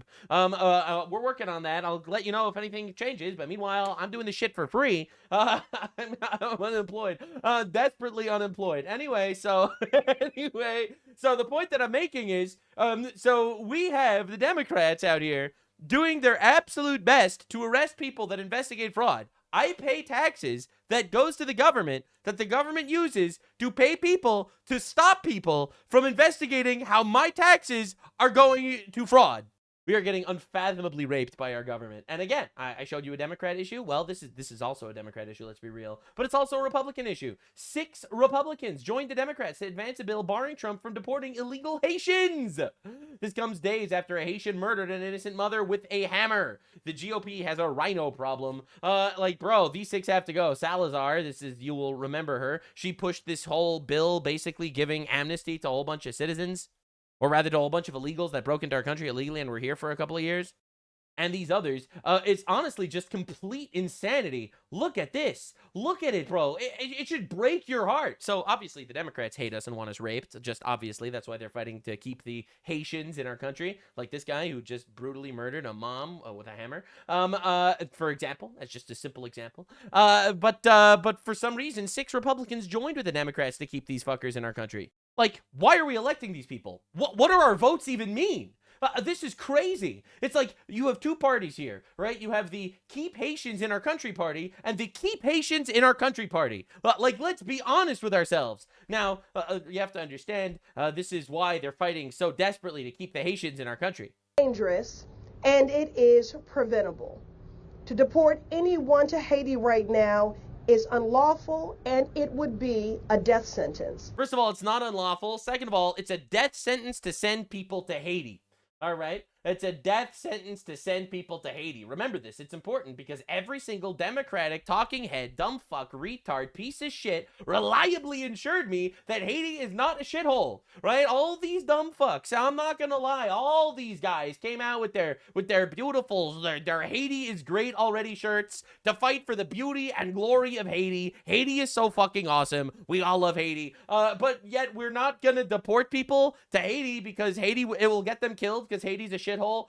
Like you can't, like, this is the two sides. On the one hand, America's bad, Haiti's beautiful. On the other hand, we can't deport people from America to Haiti because they'll die in Haiti because Haiti's a shithole. Meanwhile, I don't see Americans running and fleeing to Haiti. I see a lot of Haitians trying to flee to America. You'll notice something pretty weird. All right, like I was told by all these retards that Haiti's not a shithole, right? So anyway, understand, $7 million is the amount two Haitian nationals stole in SNAP fraud in Massachusetts. It's all the fraud coming from foreigners. What are we doing here? This is crazy. It's crazy. And the wildest part is we got 6 of these guys, 6 quote-unquote Republicans joining the Democrats. It's like, I'm at the position of, I know the Democrats are a fraudulent organization that's trying to rape our country, import immigrants, and steal votes. Okay, I've already accepted that. 6 Republicans joined them for this? Like, they need to lose their next elections immediately. And this is what we have to do. This is how we save our country. We have to cull the retards that vote this way. If they do this once, they're out. They will lose their next election. Nux, you're being radical here. No, I'm not. The radical position is letting third worlders into our countries to rape and kill us. The moderate position is removing them. Like, and bro, this is gonna sound racist as fuck. The Haitians are not like your average little, like a gang in some ghetto in Detroit. What are we talking about, bro? Like the gang in the ghetto of Detroit, these are, you know, 85 IQ, like good guys, all right? Like, let's be real. The Haitians are 70 IQ, bro. On average. Like, this is a literal real statistic. I'm not trying to be racist here. I don't want to import people from countries where they will eat your organs and think that you have precious metals inside your skull. We are dealing with a different beast. Okay, all right. I'm definitely getting a little racist here. But the point is very simple, actually. Our country is pretty awesome, and I don't want to bring in retards that want to kill us. Once again, the moderate position. And it's insane. Like, you look at Haiti, it's a shithole. I don't think we should be bringing people from shitholes into our country if they made their country a shithole. If they couldn't make their country not a shithole, then why do I think that they're going to improve our country? It's just really basic logic. Haiti's average IQ is 67. Oh my God, I said 70. I was wrong. 40% illiteracy rate, and their homicide rate is 10x higher than America's. 10% of all Haitians live in the U.S. Literally, what the actual fuck are we doing, bro? Oh my God. And then these people hit you with like the random gay libtard. Hateful people are less intelligent according to science. It's not hateful to want to deport the Haitians. All right. I love my neighbors so much. I don't want them to get their organs eaten by a 67 IQ person from Haiti. Okay, you want to be real here for a second? It is hateful to let them rape us. All right. It is loving to want to deport them and protect ourselves. Just because you have this moral retard situation going on between your ears, it doesn't mean we all have to fall for the psyop. Like, this is absolutely insane. And 6 Republicans voted to keep them here? Like, what are we doing? Declassified testimony shows that the Democrats actually did false impeachment on Trump right now. The first impeachment on Trump was totally bogus, which, again, is just like the classic lawfare to destroy us. Like, I'm just being real here, man. This is treason. It really is. Like, Donald Trump is the elected president of the United States, and they're going to try to impeach him on bullshit charges and reasons. Our country hates us. Our country hates us. Our government is not working for us. Especially the Democrats, obviously. I think these guys have completely sold their souls to some otherworldly being, preaching the most satanic doctrine of actual laws you could possibly imagine. Steal money from people that earn it and give it to people that don't. Abort babies, castrate children. You know, it's like, it's actually insane. Then you have a couple of retards on the right that join and lock hands with them because I don't know why. Were they paid off? Did they fall for the psyop? Are they just honestly believing what they're saying? Are they infiltrators? I don't know. I don't know, but they need to go. And we need to elect a new generation of some of the most radical motherfuckers of all time. Slowly but surely, we will take our country back. Now, one of the wildest stories from one of our elected officials lately has been this RFK Jr. story. So this is breaking news. RFK Jr. cut off the penis of a raccoon. According to TMZ, the raccoon was dead. Apparently, the way the story goes, RFK Jr. was on a family trip with his family. They were driving down the road, and they found a dead raccoon. And RFK Jr. was like, holy shit, I need to cut the penis off this dead raccoon for research purposes only. So, like, that's pretty freaking wild, I'm not gonna lie. However, ironically, and I'm going to show you the libtard crash outs about this because I think they're perfect. I think they're so perfect. I absolutely love leftist crash outs. They make me so happy. But first, RFK Jr. was just today in a gigantic hearing, basically shredding Big Pharma to pieces. And I'm not going to lie, he actually really cooked. He eviscerates the swamp for letting Big Pharma capture the health of America, and he says he's ripping it down. And I think that's actually awesome. Every single leftist that makes believe they actually care about this, they don't. But he does, it seems. So I think he's one of the few people in our government that actually, despite cutting the penises off dead raccoons, is working for us. And you're not ready for what you're about to see. We stand at a generational turning point. Our children of the sickest generation in modern history and decades of failed policy, captured agencies, and profit-driven systems have caused it. True. Parents across the country demanded change, and we are delivering it. Right, so we got the Democrats saying we need, infinite health care for everybody, but also Democrats seemingly artificially inflating the prices of drugs where they didn't need to because they're getting paid by Big Pharma. A much bigger lobbying group in the United States than almost any other, for those of you unaware. Much bigger than Israel, that's for sure. Not even close. We're ending the era of federal policies that fueled the chronic disease epidemic and replacing them with policies that put the health of Americans first. And the truth is, even though a lot of his opinions might sound a little bit wacky, he's just right. He's just completely right about here, and I'm super happy he's fighting for it. So he gave a whole speech, but I wanted to show you some highlights. So Rosa DeLauro, no one has any idea how she's actually literally a member of Congress. I have no idea. So this is her screaming and yelling like she always does. If I were the head of HHS, I would, by God, say, don't take raw milk. It is dangerous to your health. And if you can't say that, well, maybe there's some other conclusions that can be drawn. Thank you, Mr. Chairman. Okay, sure, a little meltdown about raw milk, like literally fucking disgusting that this person is even in Congress. Like bro, we actually have Golem in Congress. Habits of drinking raw milk, that's disgusting. I eat nasty chips. This is crazy, bro. Like, this is wild, dude. Vaccine pushing, men can be women, goblin, telling us about health. True. All right, so Bobby Kennedy has still been cooking, by the way. All right, so all these people try to get him on these gotchas. They don't work. Medical school. Have you ever reparented? You didn't go to medical school, and yet you're head of the Department of Health. Or parented, I should say, a black child. I don't even know. Have you ever parented a black child? What are we doing here? What are we doing here? I can't believe this is literally still happening. Oh, what that phrase means, and I doubt that I said it. Just a yes or no answer. I doubt that I said that phrase. No, absolutely I'm not going to answer something that I didn't say. You absolutely said it. Oh, I'd like to hear the recording. So to be clear, it doesn't make any sense. I don't even know what it means. I don't either. That's why I'm asking. And by the way, so to be clear, you're not a doctor, you have no medical degree. You're not a doctor. And you have no formal medical training. You have never parented a black child. 24 of the 26 HHS secretaries have not had medical degrees. This is my time. Completely true. So understand, 24 of the 26 health secretaries did not have a medical degree. All right, and they have this retard screaming about, but you never even raised a black child, so how could you know anything? Like, literally, what are we fucking doing? And no one has anything to say about this. But apparently, it's a scandal for this guy not to have a medical degree. But for the other 23 that didn't have medical degrees, that's not a scandal. That's totally fine. All right, and they're all doing this. All right, so he shredded her on hepatitis vaccines.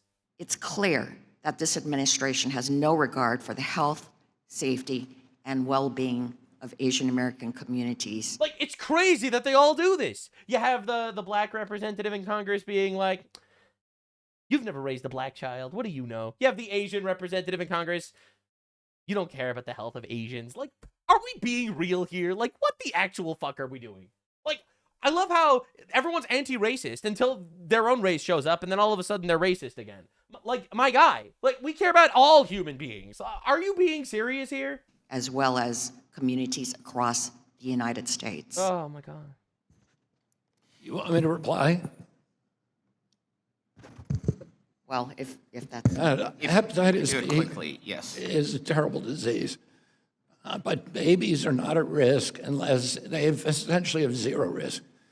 unless their mother is infected. For all mothers are tested when they go into the hospital to have a baby, and for all those people who are infected, the vaccine is still a recommended vaccine. Everybody else, it's available. Parents can assess the risks themselves through informed consent. Insurance will pay for it. We did not remove the vaccine from being insured. And we just believe that Americans should have that choice. That's it. That's literally what he's arguing about. He's saying that the hepatitis vaccine, the B vaccine, is not necessary for babies unless their mother carries it. He lays out the statistics, and then he says he's not even banning it. He's not banning the hepatitis B vaccine at all. He's just saying that they should have the right to choose whether they want to give this vaccine to their child. And they are just losing it over this. The state and this is somehow racist against Asians? Not make that choice for them. Hepatitis B vaccine was not safety tested. It had a 4-day test with no placebo. We don't know what the risk profile is, and parents are allowed to ask that question. Mr. Kustoff. The science is that it's not simply about choice, it's about whether infants are protected during the most vulnerable period. Infants are protected. Those okay, Mr. Kustoff is recognized. And, you know, obviously you're going to cut him off, obviously. But this is what's been going on the entire time. And, bro, these people, they're just having mental breakdowns. Have you aligned your goals dealing with the reforms to the EPA protections and how that is making people sicker, not healthier? That was my question. Yeah, I could not answer those questions because it's you not can't in my, answer the question as the not secretary. It's not my agency. You don't coordinate with the EPA, Mr. Secretary? Your department is not involved with rolling back protections that would increase exposure to heavy materials, even though it affects people's not health? His area, man. It's is that literally what not you're his telling department. me? You don't coordinate? I say, calm down, Congressman. Don't tell me Don't tell me what to do. Calm down. Don't tell me what to do. Healthcare is personal to my constituents, like Deja. You know shit. Your and time Richard. is over. Do not tell me to calm down. Healthcare. Like they all do this like emotional tirade bullshit. It's like so tiring. Like it is so tiring watching these man children just throw tantrums. Is real. Healthcare is real. Are we being serious? If you can't answer basic questions, then maybe come prepared next time. I'm answering the question. You don't give me the chance to answer. You haven't given me a chance to answer. Said you I'm happy didn't. to answer your you question. Said you and weren't. You cut me off when I started to answer. You said you. You started screaming did not at consult. me. Okay, the time has expired. We're going to move on, Mr. People Yakum. scream when You're going to interrupt a black man like that? Honestly, diabolical. Yeah, but anyway, and this is how this whole thing went. Now, Dr. Fauci got obliterated over here, as he should be, and there's a reason why I'm showing this to you. Thank you for coming. You know, we're talking about a little bit about vaccination. I think we ought to talk a little bit about the arrogance of a fellow named Anthony Fauci who came and lied to Congress, lied to the American people. That is and correct. in my opinion, destroyed the confidence of the American public in the healthcare system. Completely so true. I think that when we're talking about Completely true. vaccination, that's number one. Number two is your predecessor, who was not a physician either, led the greatest invasion in this country of 13 to 20 million illegal people coming in this country who were not vaccinated. True. And brought in disease. Right, the former party, the Democrats, they claim they care about vaccines. They imported millions of unvaccinated people carrying whatever the fuck. Now, a lot of people are criticizing RFK Jr. right now because there was an increase in measles in the country, a massive increase of measles over the last couple of years, and they're blaming RFK Jr. for stuff like this. Who's getting the measles? It's the illegals. It's the illegals that are in the country that are getting the measles. Like, obviously, they're the ones that never had the vaccinations. They are they're revitalizing a dead disease because people were not getting measles because people got vaccinated and it killed off the disease. You can only get measles if you catch it from somebody. If everyone's vaccinated, it completely kills the disease. So at that point, even people that weren't getting vaccinated for measles weren't catching it because who are you going to catch it from? No one has it. Now measles is fucking back, baby, because we imported infinite retards from the third world that never had immunity to measles, and now measles is back. So the crazy thing is, it's not even the lack of vaccines that's causing this shit nearly as much as it's, you know, the foreigners that are being brought in en masse. Disease into this country. So let's actually bring facts into that conversation. And that is the real reality here. Now, RFK Jr. has been getting blasted largely for the raccoon penis situation, which is pretty hilarious, I'm not going to lie.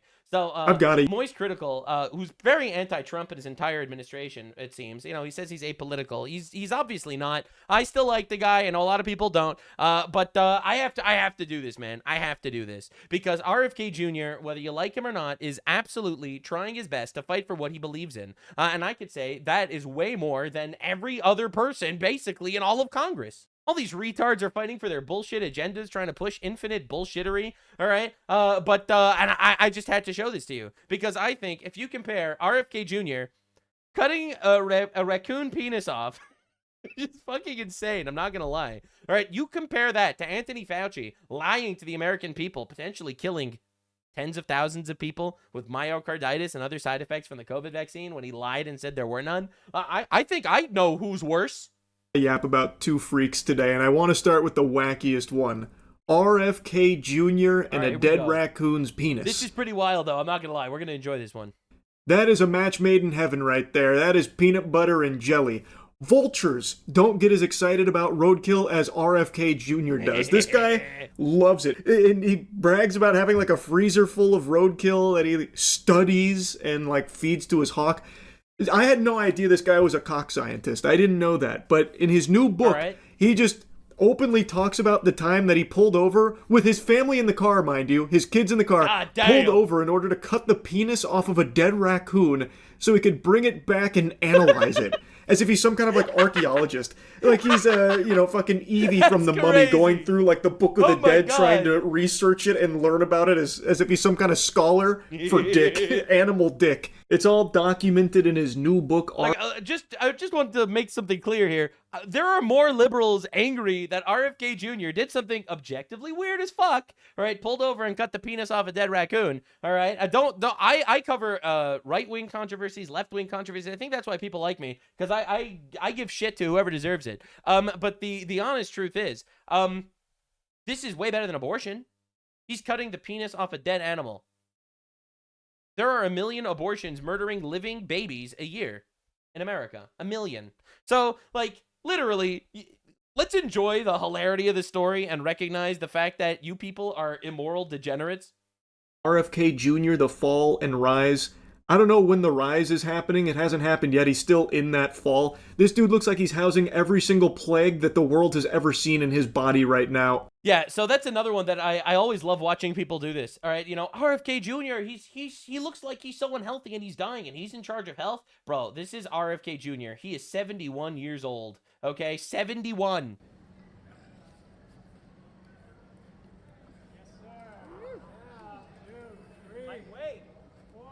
Are we being real? What the fuck, dude?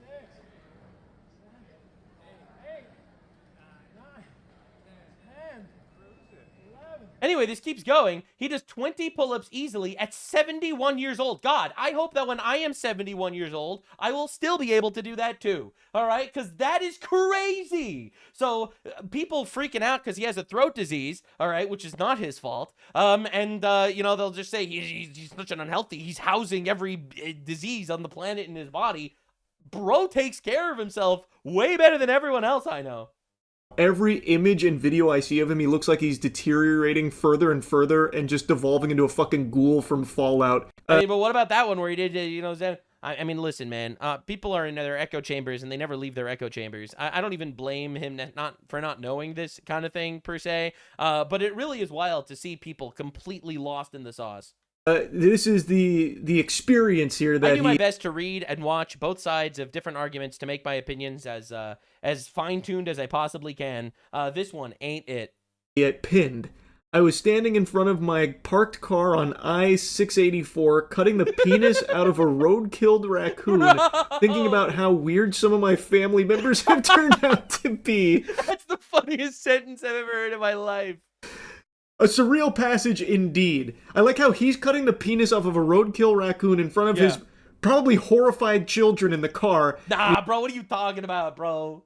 He actually has a wife and children. Obviously, it's a family that gets along with each other. He probably, his whole family's like, oh shit, dad's gonna cut another penis off a dead. All right, I'm not defending it. I think this is weird as fuck. I'm not gonna lie.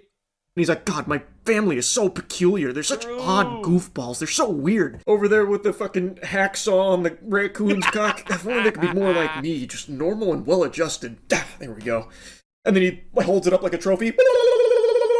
Probably. We're celebrating, family. Quick, get some ice out. I gotta put this on ice. I need to study it when we get home. My kids waited patiently in the car. It's like, look, everyone's freaking out that RFK Jr. cut the penis off a dead raccoon. Meanwhile, you have people like Moist Critical, by the way, who literally condones cutting the penises off children.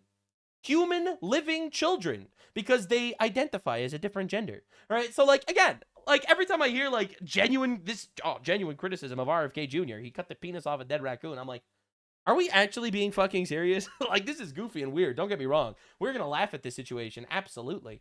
Noted as he collected the raccoon's genitals so he could study them later. That's right. Finally, a man brave enough to go where science fears. True. He was willing to do the dirty work of snipping a raccoon's dick so he could take it home and really find out what makes it tick. Like, I'm curious, what is there to study with a raccoon penis? Honestly, like, what is there to do with that? I agree. What was he doing, just over there, like, playing with it? Stretching it like a penny whistle? Write it down. Interesting. These are the notes that will no doubt propel our species into the next scientific age, the final frontier of science. Raccoon genitals. I mean, I'm going to be real here. RFK Jr. seems to be a guy that's actually doing things. I'm not going to lie. A lot of people not doing things when they're working for the government, but he's actually doing things. Excellent, excellent. Yes, yes. I just have to wonder what he was doing with it. Like, I agree. Was he? I agree. I would like to know that too, actually. I would like to know what his research actually entailed with the raccoon penis. Like, fashion some kind of necklace out of it, like Ringar out of League of Legends, but instead of bone tooth, it's just raccoon penis? Or, like, was he trying to make a stew out of it? Maybe he was, like, you know, crafting Saradomin brews out of RuneScape, just dumping the raccoon penis in there with some colloidal silver, just like this disgusting concoction, this witch's brew, this potion. Like, what was he doing with it? Genuinely, like, what was he doing? He's right about He traveled this. all the way home with it. So this was, like, an important thing that he did. And this is apparently something that he made a habit out of doing with dead animals. Dude pillages roadkill like he's Indiana Jones looting a tomb full of treasure. Just imagine hunting with RFK Jr. Dude probably doesn't even bring a gun. He just sits there in the bush waiting for the animal to get hit by, like, a bus or a train. Then he leaps into action. Yes! Yanks the wiener off of it. According to his daughter, this obsession with dead animals also put a damper on vacations. Apparently there was an incident where a whale carcass washed ashore, and so RFK made a beeline for the beach and decapitated it with a chainsaw and strapped the whale's head to the roof of the family minivan with a bungee cord, intending once again to bring it home to study. Every time What a fucking legend, man. Oh my god. we accelerated on the highway, whale juice would pour into the windows of the car, and it was the rankest thing on the planet. That is the worst thing I've ever heard. Sounds like hell on earth. He's out here torturing his family on this vacation. We all had plastic bags over our heads with mouth holes cut out, and people on the highway were giving us the finger. But that was just no shit, he had a whale head on his car. normal day-to-day stuff for us. Wow. Sounds healthy. And then, of course, It's a family with two loving parents that love their children. Like, I'll be real, he's a better dad just on that metric than 50% of American dads. I don't want to be rude here. He literally outranks 50% just simply by being married and going on trips with his family. All right? The bar is in hell.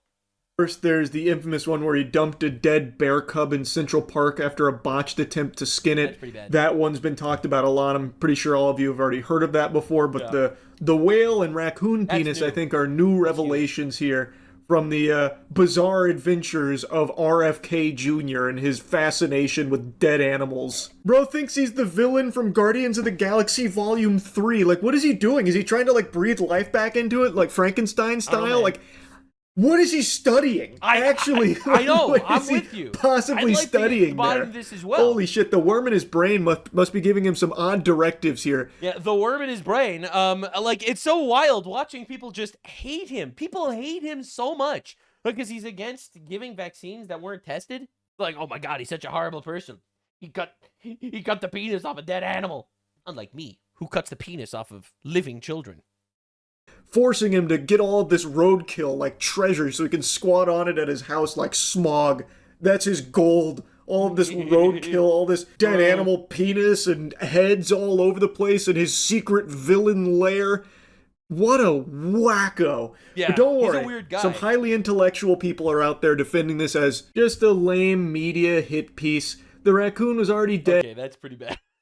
And find a new slant. Typical lamestream media hit. The mainstream media coming after him for this. Look, man, I think that we should absolutely be making fun of him because this is weird as fuck. I'm not gonna lie. I think this is weird, and I think everyone goofy deserves their time in the goof light. However, watching the media talk about how it's bad to cut the penis off of dead raccoons, however, it's good to cut the penis off of children that are confused in their teenage years, I just think that it's pretty obvious who the villain is here. So anyway, after a whole long video where he basically does this, I'm going to skip a couple of minutes because he just continues kind of on the same vein, and you should definitely check out the original if you like. He ends up, if you go to around 75% into the video, he brings up another topic. Or he's using it for some kind of satanic rituals or some shit that he's conducting. That's the Democrats. Either or. There's really no telling with this guy. But anyway, speaking of penis. All right, speaking of penis, here we get on to the second topic of the video. We got to talk about a penis that's alive, and one that's on a human being. And from the sound of things, he can't stop using it for evil. I'm talking about Eric Swalwell. So, the reason why I felt the need to talk about this is because the Eric Swalwell scandal is one of the biggest scandals in American politics. Here we have some leftist, feminist, radical, pro-woman, anti-rape guy who's constantly talking about victims and stuff, and how Trump is evil and a pedophile and whatever. And turns out Eric Swalwell was accused of drugging, raping, beating, and choking a plethora of women. This is after a different scandal came out where he was cheating on his wife with a Chinese spy. This is one of the wildest stories in American politics. I made an entire video about it as it came out just like 2 days ago. But the reason why I'm bringing this up is because here we have Moist Critical making a video where 7 minutes and 45 seconds of it are focused on RFK Jr. cutting off a dead penis from a raccoon. Pretty wild stuff. And then another 2 minutes talking about one of the biggest scandals in American politics. And I mean, it shouldn't surprise you. You look at the comments, it's all about RFK. All about RFK, because that's like actually that is actually the main topic of the video. It's not the serial alleged rapist, feminist, woke, beautiful guy that loves women. It is just wild watching the emphasis getting put on people like RFK, and just avoid it. The most unbelievable satanic shit you see on the other side. That being said, it's weird as fuck that he cut a penis off a dead raccoon. And ultimately, that was a funny video. I just feel like it is important to understand exactly the way we're being manipulated. Now, there's no government on the planet that hates their own people like the United Kingdom. So we have to talk about what's been going on there lately. It's honestly insane. New, the UK is preparing for shortages of chicken, pork, salad, and other groceries this summer if war in Iran continues. Do we understand the level of cucked this entire nation is? You're going to be out of chicken if the war in Iran continues? You're going to be out of salad? Like, do you understand what we're doing here? Like, they started off complaining about fuel and stuff, and I guess that was receptive to the British people. So they're like, oh my God, we could just blame all of our inequities on Donald Trump killing Iranian terrorists. People don't understand the level of evil that we're dealing with, because not only is this a lie, all right, because it has nothing to do with the war in Iran that you're going to be out of salad, okay? So not only is it a lie, but also this is pressuring people that are going to see this and believe it into pressuring this war to stop because this country is entirely and utterly compromised by Islam. This is the most unbelievable, bald-faced lie I've ever seen in my life. And now Keir Starmer just came to America, so we have a lot to talk about here. So, breaking, Taiwan's stock market cap soars to 4.14 trillion, surpassing the UK. UK can't stop taking L's. It's honestly unbelievable. Economic struggles are tough right now. Yeah, the economy's a nightmare in England. Like, it's crazy. Israel, a country the size of New Jersey, constantly at war. Israel has a higher GDP per capita than England. How is this even possible? And you know, like, every time I do this, I get like British people upset at me and stuff. Not the base British people that are trying to restore Britain and save their country, but the loser British people that are cucked as shit and always offended by stuff I say. You literally can do nothing to me, because if you insult me on the internet, you might go to jail. I'm so sorry. I'm so sorry. What are you gonna do? Call me a slur and go to jail? All right, dude. Right. So this is crazy.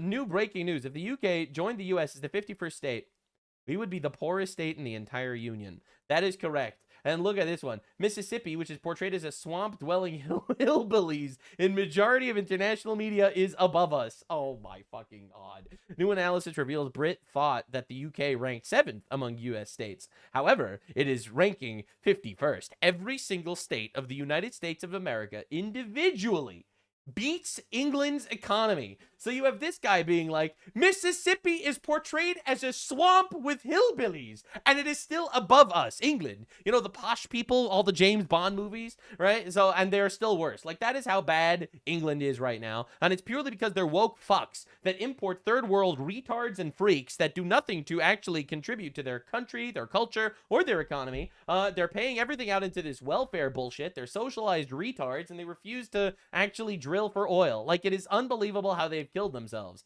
So the governor of Mississippi shows up out of nowhere. As we say in Mississippi, bless your heart. As you say in the UK, assalamu alaikum. Oh my God, dude. Just an absolute death blow. Holy crap. Breaking. The government is now investigating reports. Oh, this is huge.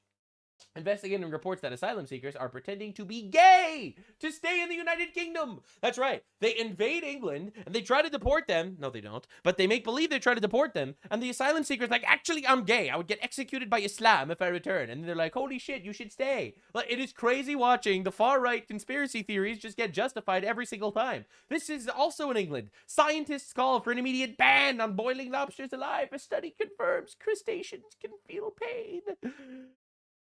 You literally aborted a third of the babies in your generation and you're crying about crustaceans? This is crazy, bro. And it's like, what? A living animal can feel pain? Like, are we even being serious? We won't ban halal, but we will ban boiled crustaceans. We won't ban industrialized child murder, but boiling crustaceans? Dude, it's wild. Just in, new analysis reveals Brits rank in the UK. They thought they ranked 7. They actually ranked 51st. This is brutal.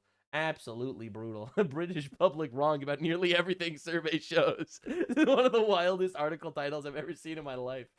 The UK was totally cool with Iran controlling the strait. The US takes it over and stops Iran's ships. The UK gets angry. Weird, huh? Yeah, completely and utterly sodomized by Islamists. All right, so this is queer Starmer freaking out, and he's fed up at Trump. I'm fed up with the fact that families across the country see their bills go up and down on energy. Businesses' bills go up and down on energy because of the drill for oil of Putin or Trump across the world. You can't possibly blame Trump. He's blaming Trump for Iran bombing ships on the Strait of Hormuz. You know, Iran commits an act of terror. All right, Islamic terror takes place. Immediately blames Trump. Like, you can't even make this up. It's unbelievable how cucked these people are. It's crazy. All right, so Surrey police says it will not tolerate disorder following a protest in Epsom over the rape of a woman outside of a church by several men. All right, so several Muslim men rape a woman in England. They protest. And they shut down the protest. They will not tolerate it. Gang rape is tolerated, just not the reaction of the gang rape. And this is all of England. And here we have UK Prime Minister Queer Starmer and French President Emmanuel Macron. They've arrived to talk about maybe doing something to secure the Strait of Hormuz. These are like absolutely unbelievably useless people. Like, these are fundamentally useless people. It's crazy. Look at these guys going to meetings to talk about what meetings they could have about other meetings that they could take to write strongly worded letters to stop terrorism from happening. It is unbelievable that we're even tolerating these guys. Long-term allies and completely useless, cucked retards, sodomized by Islamists. And honestly, everyone is starting to notice that the UK is cooked. Legal advisors help migrants pose as gay to get an asylum. Undercover BBC investigation finds. We're investigating immigration advisors that are encouraging migrants to cheat the asylum system. To penetrate this shadow industry. This is treason, by the way. These people that helped the asylum seekers lie to infiltrate your countries, y'all got to start hanging these people for treason. Legally hanging them. We've had to go undercover. Our reporter is posing as a former student who wants to Our BBC penetrated from multiple angles. stay in the UK. Okay. They're not being persecuted. They've got no genuine basis to claim asylum. But we've heard some consultants are prepared to help This whole asylum shit is crazy anyway. It's like, because our culture is better than yours, we have to accept retards into our country because their culture sucks. Now they're going to come to our country and make our culture worse. Asylum is like a fundamentally retarded, entitled position that so many people have. All right? Look, man, asylum is a charity. We do not have to give you charity. We are not obligated to give you charity just because our culture is better. It's not like we were just all plopped into this world randomly and our geography was better than yours, and that's kind of unfair, so therefore we have to help you out. No, our geography is better than yours is because our culture is better than yours, because our forefathers are better than your forefathers, because our principles, our doctrines, and our society is better than yours. That's why our country is better than yours. It's not random. It's not a coincidence. And the fact that we are like somehow need to feel obligated to help third world retards at the cost of our own civilization because, well, oopsie poopsie, it's unfair to them is a fundamentally like communist position. And so many people think that somehow we're obligated to help these people. We are not. Migrants like him pretend to be gay to stay in the UK. Just pretend to be gay? Don't worry, the BBC will go under the covers to penetrate you to pretend to be gay. What do? You have to show up with like a Village People t-shirt? You have to be a fan of Assassin's Creed Shadows? Damn. What does being gay look like? Hello? I wonder. After Bro, there are men that can identify as women. I'm sure you got straight guys identifying as gay. putting out some feelers, our undercover reporter's phone rings out of the blue. Someone's got in touch from a number that we have not got saved. And then, I don't know who this person is, but her name is Tanisha. Yeah, in gay. I said, but I'm not a gay. She goes, doesn't matter, no one's gay. I'm not the gay. Being a gay sucks. We execute a gays. I am not the gay. And then she said, but make believe you're gay, and then the government will make you stay because they don't want to send you back to the back savages. One's gay. Later that evening, our undercover reporter puts a face to the voice on the phone. Okay. This is Tanisha Khan. She's invited him to her home in East London for what will turn out to be the first of several meetings. Tanisha explains one specific way to remain in the country. At the moment where we can get you a visa, it's on human rights. It's called gay case or same-sex.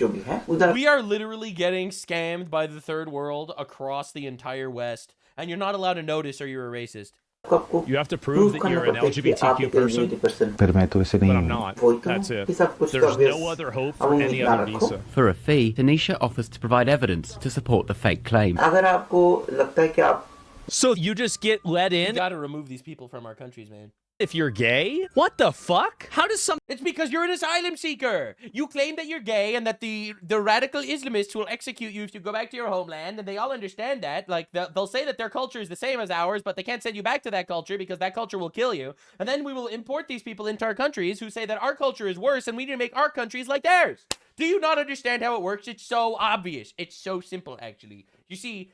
Haiti is a shithole, so we need to bring Haitians here and tell them that actually we need you to turn our country into Haiti too, while we fund the shithole of Haiti and while we're manipulated by you retards telling us that Haiti's actually great. Haiti's not great. It's not great. They will eat your testicles in Haiti. Okay, get the fuck out.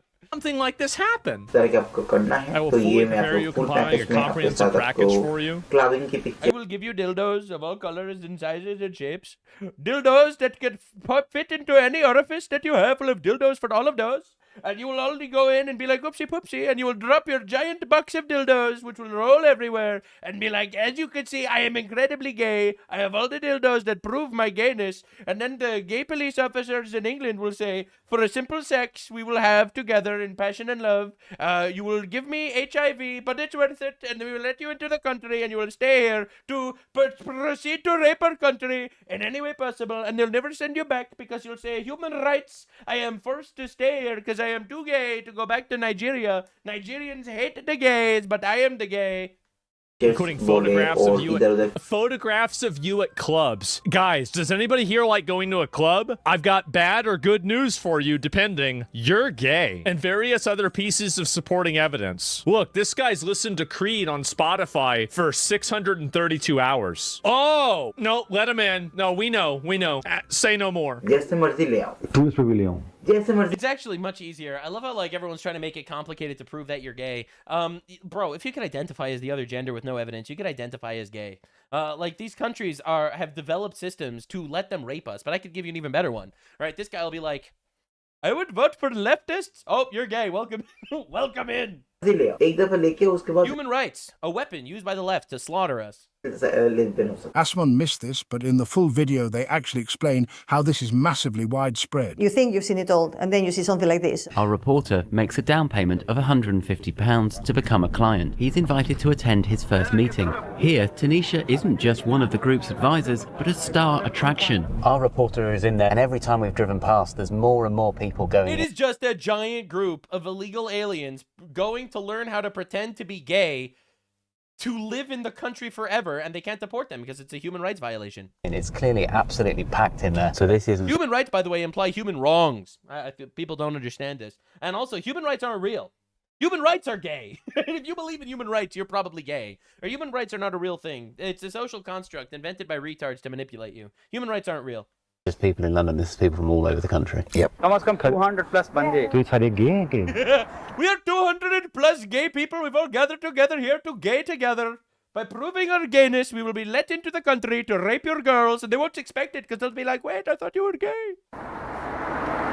हाँ सारे ये मैं तो नहीं भाई कोई भी नहीं इसमें not even 1% gay. 1% भी नहीं 1% जानते हो 0.01% भी नहीं. Tanisha calmed He is not even 1% gay, but he's here with the gay crowd of gays. denies all wrongdoing and said there'd been communication difficulties because she's not a fluent Urdu speaker. And they don't even put her in jail after investigating this because, wow, she's just a foreigner, she didn't understand. The Home Office said anyone found trying to exploit the system will face the full force of the law. I love how they do that, and then they do nothing. Fact is that there shouldn't even be a system that lets people in for being gay to begin with. That's a retarded thing to do. Obviously. Why would somebody being gay have any sort of impact on whether you let them into the country? Their argument is because the countries that they come from, they'll execute you if you're gay.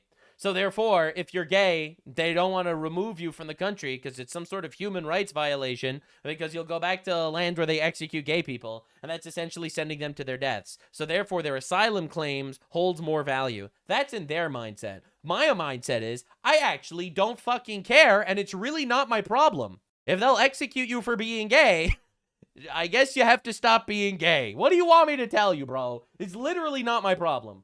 Think about the implications of something like this. It's insane. The implication is they want to let the world into your country to rape you because they have infinite white guilt. All right? And that's essentially what it's dealing with. And everyone is tired of this shit, dude. Actual reaction of someone up in your face, close and personal. So he sits there and he holds the knife like this. When I'm touching his hand, he kind of pulled it out a little bit like that. He was being held at knife point by a UK man who was recording his face, pressing him. A UK man.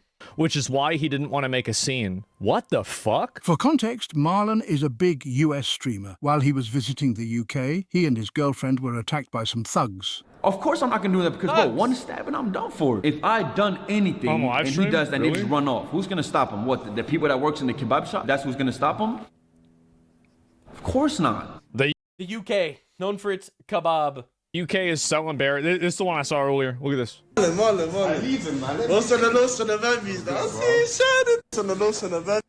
Uh-huh. Right. Who could have expected this? It's a UK man. Stop asking questions. But I was told though by Tucker Carlson that actually the Pakistani people in the UK are so much nicer than the craven, sad whites. I was told by Tucker Carlson that actually it's the white people that are the problem in the UK. Pakistani woman who's like, "Oh, we're so glad you're here," which I don't think I would have gotten from the liberal white ladies. Genuinely, have you felt threatened walking around? No, not at all. Of course. Again, who's going to do anything? Pakistanis are all super nice to me, and the whites are all kind of craven and sad. No, you're totally safe here, man. Yep. Anyway, that aged really well. You know who disagrees? All the British people who he's selling for content.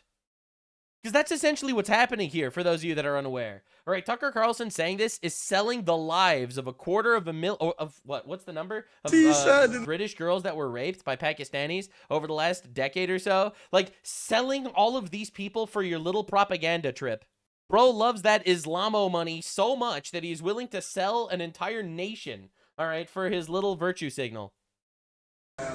Today. Yo, chill out, bro. Chill out. So he's got a knife while he's trying to hold this, like, dude. What are you doing? Chill. Relax. Don't tell me chill, brother. Do not tell me chill. This is my hardcore Canadian accent, as you can see.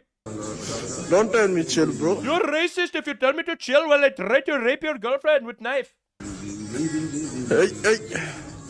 I'm not touching you. This is classic British behavior. You know how I know I'm British? I have paperwork that says British because I'm gay. I'm on it. What you doing, fam? Bro. That's crazy. Chill. Relax. That's crazy. Look at the glass reflection. Yeah, I mean, it's obviously another violent migrant that should never have been in the UK to begin with, that's over there causing trouble for them and harassing tourists. But yes, went out to get food in a chicken shop here in London just now, almost turned into a 4v1 again, a bunch of fucking weirdos here. One of the worst experiences I've had with someone. Weird place. That's what you have to say about England now. Oh my God. Here's another component. From biggest empire on the planet to absolutely cucked retards. It's so sad, man. That's this that I want you guys to realize. What's on the loose on the babies, though? Hey, Marlon. Today. See what he's doing to the girl. You can't coexist with people like this. The only way that you can deal with people like this is by putting them into prison. Like, in my opinion, what the UK... you gotta get them out of the country. Like, you gotta get these people all out of the country, man. Needs to do is they need to go through and deport as many of these people as possible. If you can't do that, just put them into prison. Like, this is such a huge problem. I don't think enough people are realizing it. Eventually... The media shuts it down. They don't want to talk about it. This is giant silencing operation. You know, if British people complain about it, they get arrested for their tweets and Facebook posts. All right, people don't understand the depths of what's going on here, which is why I make these videos, even though my channel is currently fucking demonetized and I make no money off of it. All right, listen, bro. A Jew giving you content for free. I can't even believe it. But I am. For the love of the game. It's not about the money. It's about sending the message. And also about the money. I would really like it if YouTube would remonetize my channel, please. Enough men in the UK will be tired of this, and there will be a change. The problem that I have is that I think that whenever there is a change for this, if this problem is not addressed in a democratic way, it will either be addressed as a page in a history book or a chapter. I think he's right. He's right. If the government refuses to get together and do something, eventually there will be a rebellion. Essentially, if you look at British politics, you have the left in England, where they vote to import infinite migrants and not deport any of them. And then you have the right, who also imports infinite migrants and doesn't get rid of any of them. Restore Britain is this new British party. They call them the far rights, that they actually want to deport everybody. But if you look at British politics until literally now, the two options were just import infinite migrants. And it's honestly insane watching our governments just betray us and sell us out like this. I think it should be a page. It would be so much better if you just listened to the reasonable people who are bringing up legitimate concerns about this stuff and you just applied what they were saying. That's it. And he's actually just correct about this. And that is all of England right now. That is literally all of England. Just an absolute cucked nation that destroyed their culture, their economy, and their people. That had hundreds of thousands, if not millions of girls raped by migrants. And they don't care. They sold you out. Now, a country that has zero tolerance on this entire migrants coming in and changing your culture and completely destroying you is Japan, which is why Japan and America right now are actually pretty close friends. This is still one of my favorite clips of all time. When the current Prime Minister of Japan met up with Donald Trump and saw the portrait of Joe Biden, which is just a picture of an auto pen. Just laughing her head off. It's the funniest thing in the world, right? So here you got Trump, and here you the auto pen, and she's just laughing her head off. It's the greatest symbol of alliance ever. So this is Japan. Thousands gathered to protest the construction of the first mosque in Fujisawa. This is massive. Like, the people are not ashamed to say that we do not want foreign cultures that come into our country that try to conquer us to actually exist here.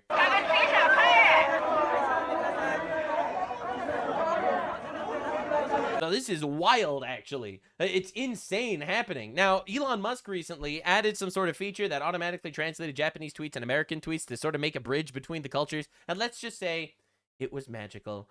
The number of this isn't a Japanese tweet. The number of encounters with black people in my neighborhood is steadily increasing. Their skeletal structure and the way their muscles are built are on a completely different level from the Japanese people.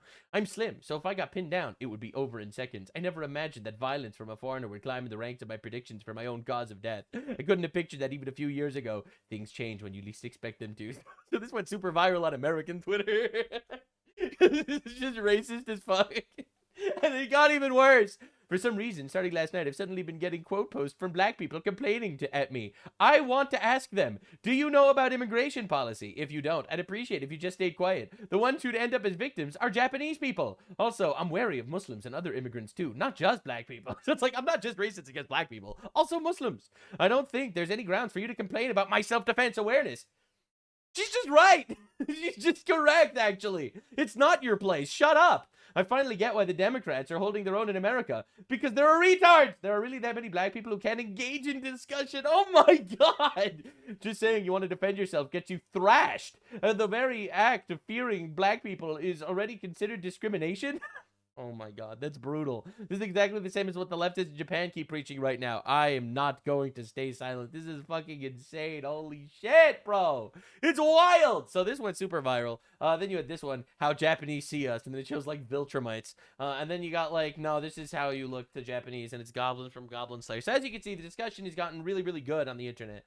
People are really tired. Foreigner fatigue is just real these days. Like, holy shit, that is just unbelievable. Now, think before you sleep. Just released a video about foreigners in Japan. I'm not going to show all of it to you right now, but there is a segment that is super, super important, I think. So, this is a... Just listen to this fucking alien.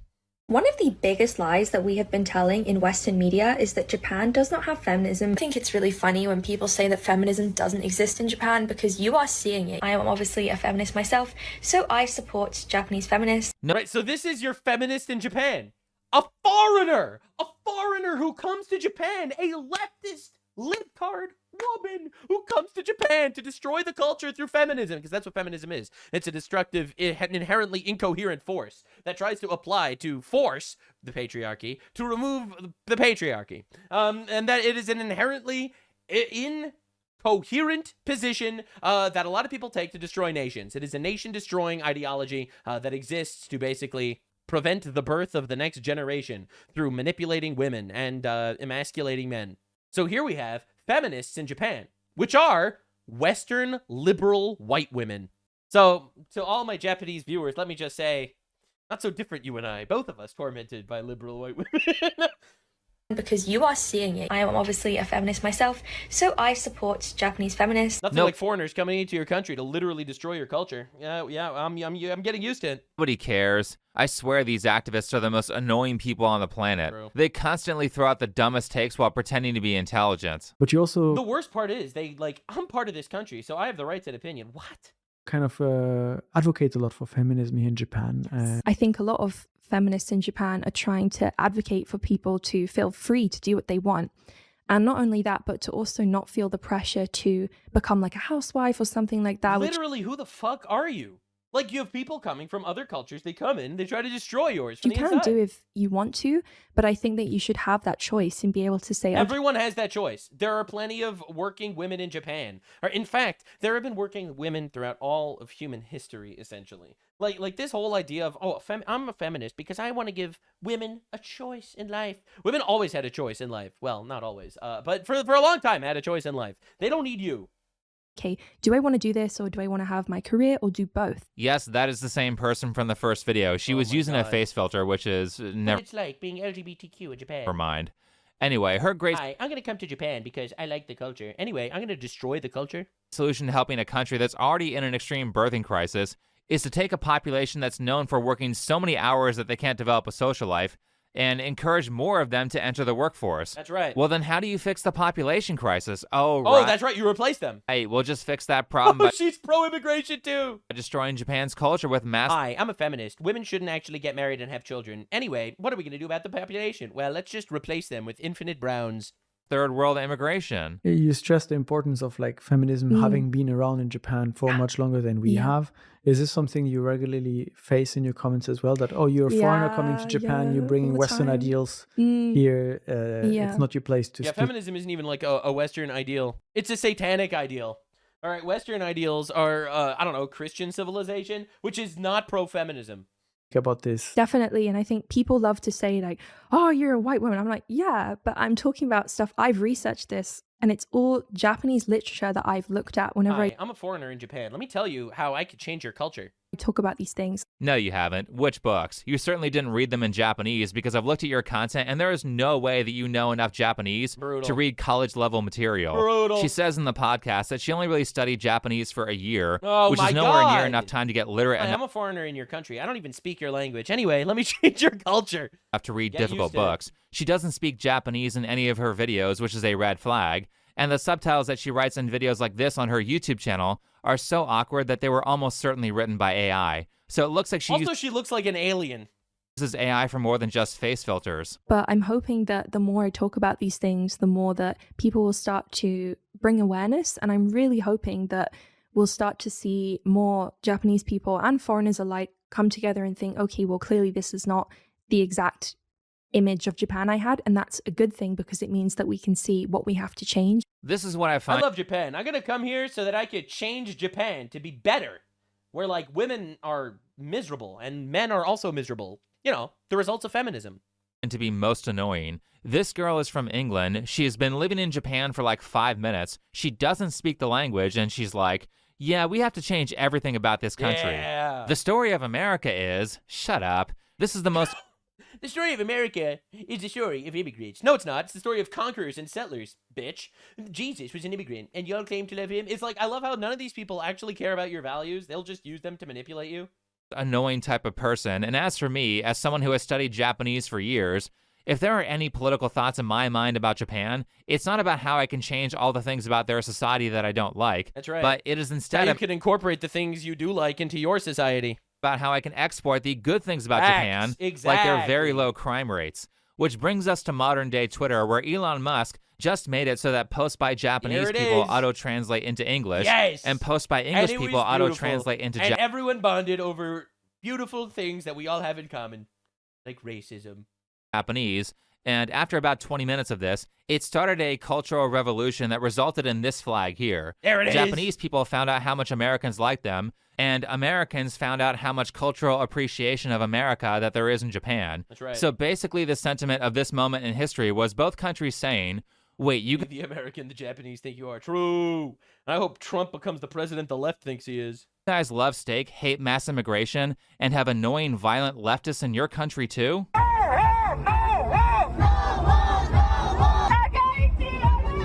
It's a little depressing. Oh, dude, it's just these leftists, they're everywhere, and they're just fucking miserable. And they speak English! They're speaking English! Learning that Japan has these screaming idiots too. Oh my God. But also, seeing on Twitter that we both have the same trauma has been like cultural group therapy between the Japanese and Americans. Japanese Twitter and American Twitter and English Twitter, we're kind of all bonding over being incredibly racist Exactly. and hating illegal That's immigrants right, and Baldo. migrants in general. So there was a very positive shaking of hands between the Japanese and Americans. But the part that I think is more relevant to this video is that this change to how Twitter works revealed that a lot of political tactics that are being used to degrade America are also being used to degrade Japan. And ever It's the since same Nick everywhere, Shirley man. exposed that Somalian True. immigrants in Minnesota were scamming taxpayers out of, what was it, hundreds of millions of dollars, we've also started asking where else these scams are being run, because if you think it's only happening in Minnesota, you're an idiot. Now, we've been told that we need these people in America due to labor shortages, but considering Same strategy every time. There's a job shortage. Let's not enough Americans have jobs. Too many Americans are unemployed. But also, we need to import infinite migrants to get votes, so... know all of the theft, and considering research like this that indicates that people from these cultures marked in yellow, orange, and red are a net negative on society, or at best, provide little to no economic value, I think that excuse is bullshit. But look where else the labor shortage excuse is being used. The number of foreigners working in Japan hits an all-time high. It's quite a cool thing to see. Quite a cool thing to see. I am a foreigner. I'm coming to Japan to change your culture. Much needed, given the decline of population. The LDP, the ruling government over the last sort of decade, has been kind of sneakily bringing in more and more people. They've done a pretty good job bringing in sort of... They did such a good job opening our borders, guys. Dude, it is unbelievable watching these libtard losers. Right, and these guys were so beloved.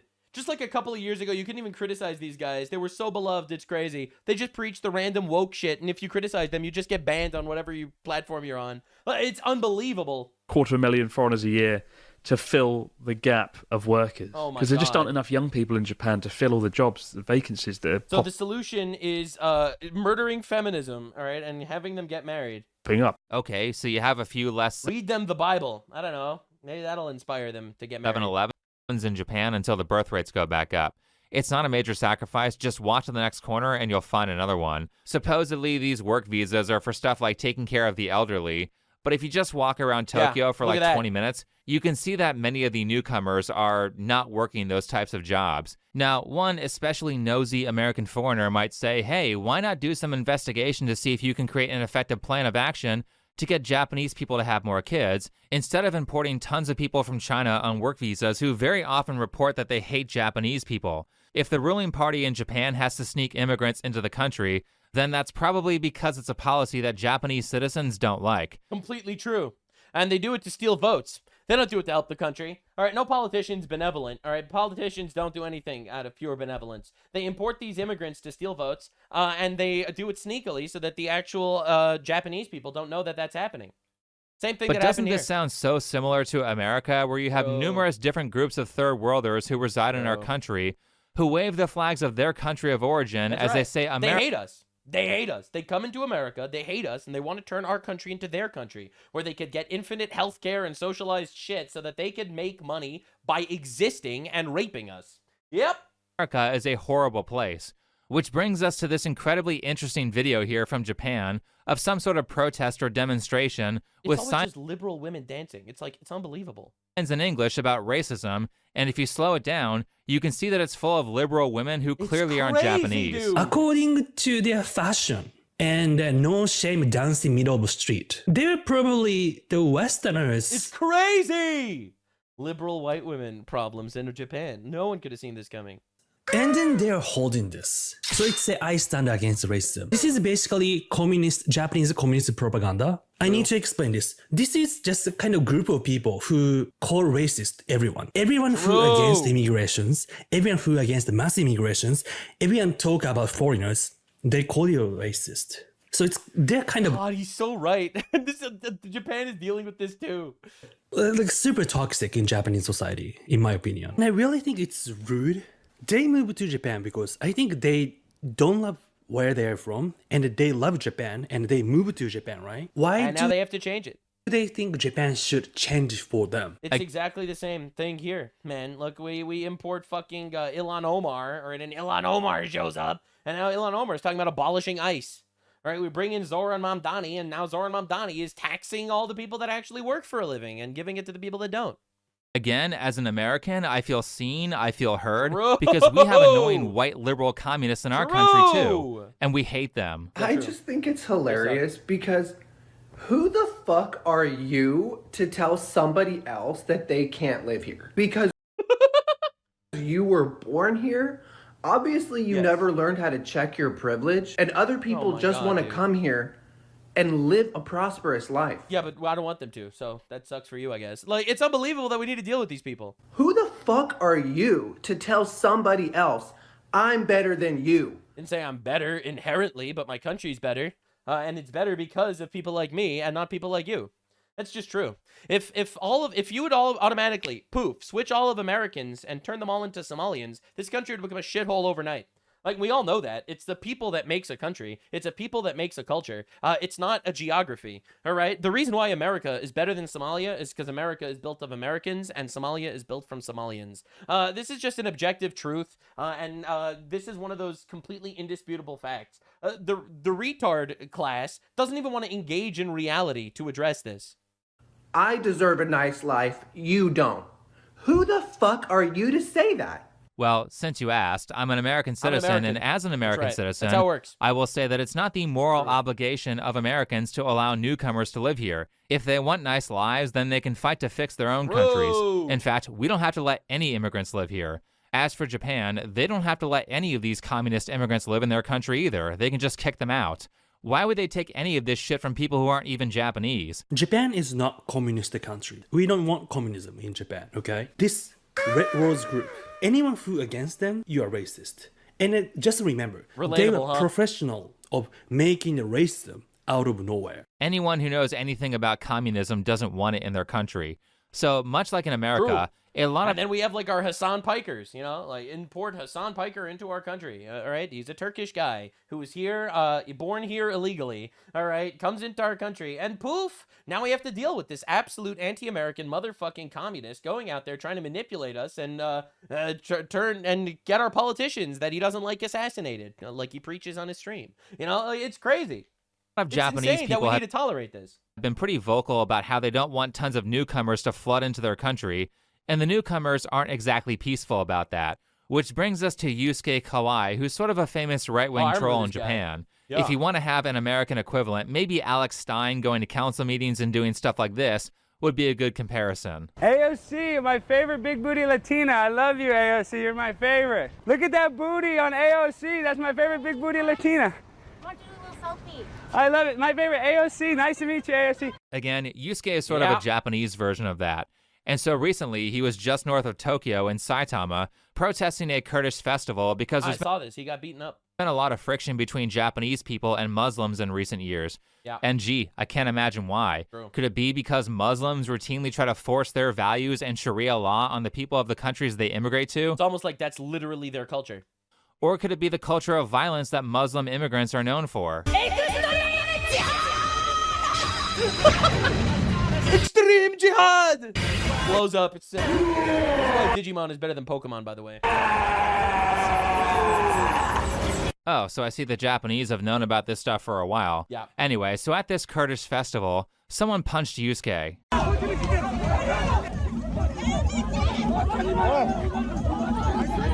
Mostly peaceful foreigner beating the shit out of a native, expressing his political opinion. Obviously, I can't show the actual hit because of YouTube, but it's pretty easy to find on Twitter. Now, I'll be honest, Yusuke reacted to the hit a little dramatically, kind of like he was auditioning to play professional basketball. But the overall point here is that there shouldn't have been a person to strike him in the first place.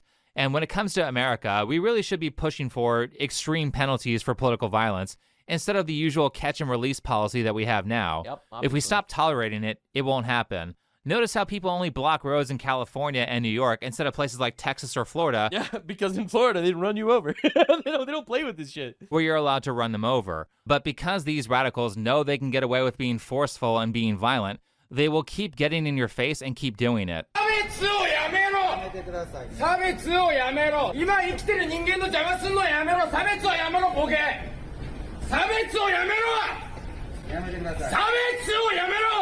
Like intolerant humans. Hate speech.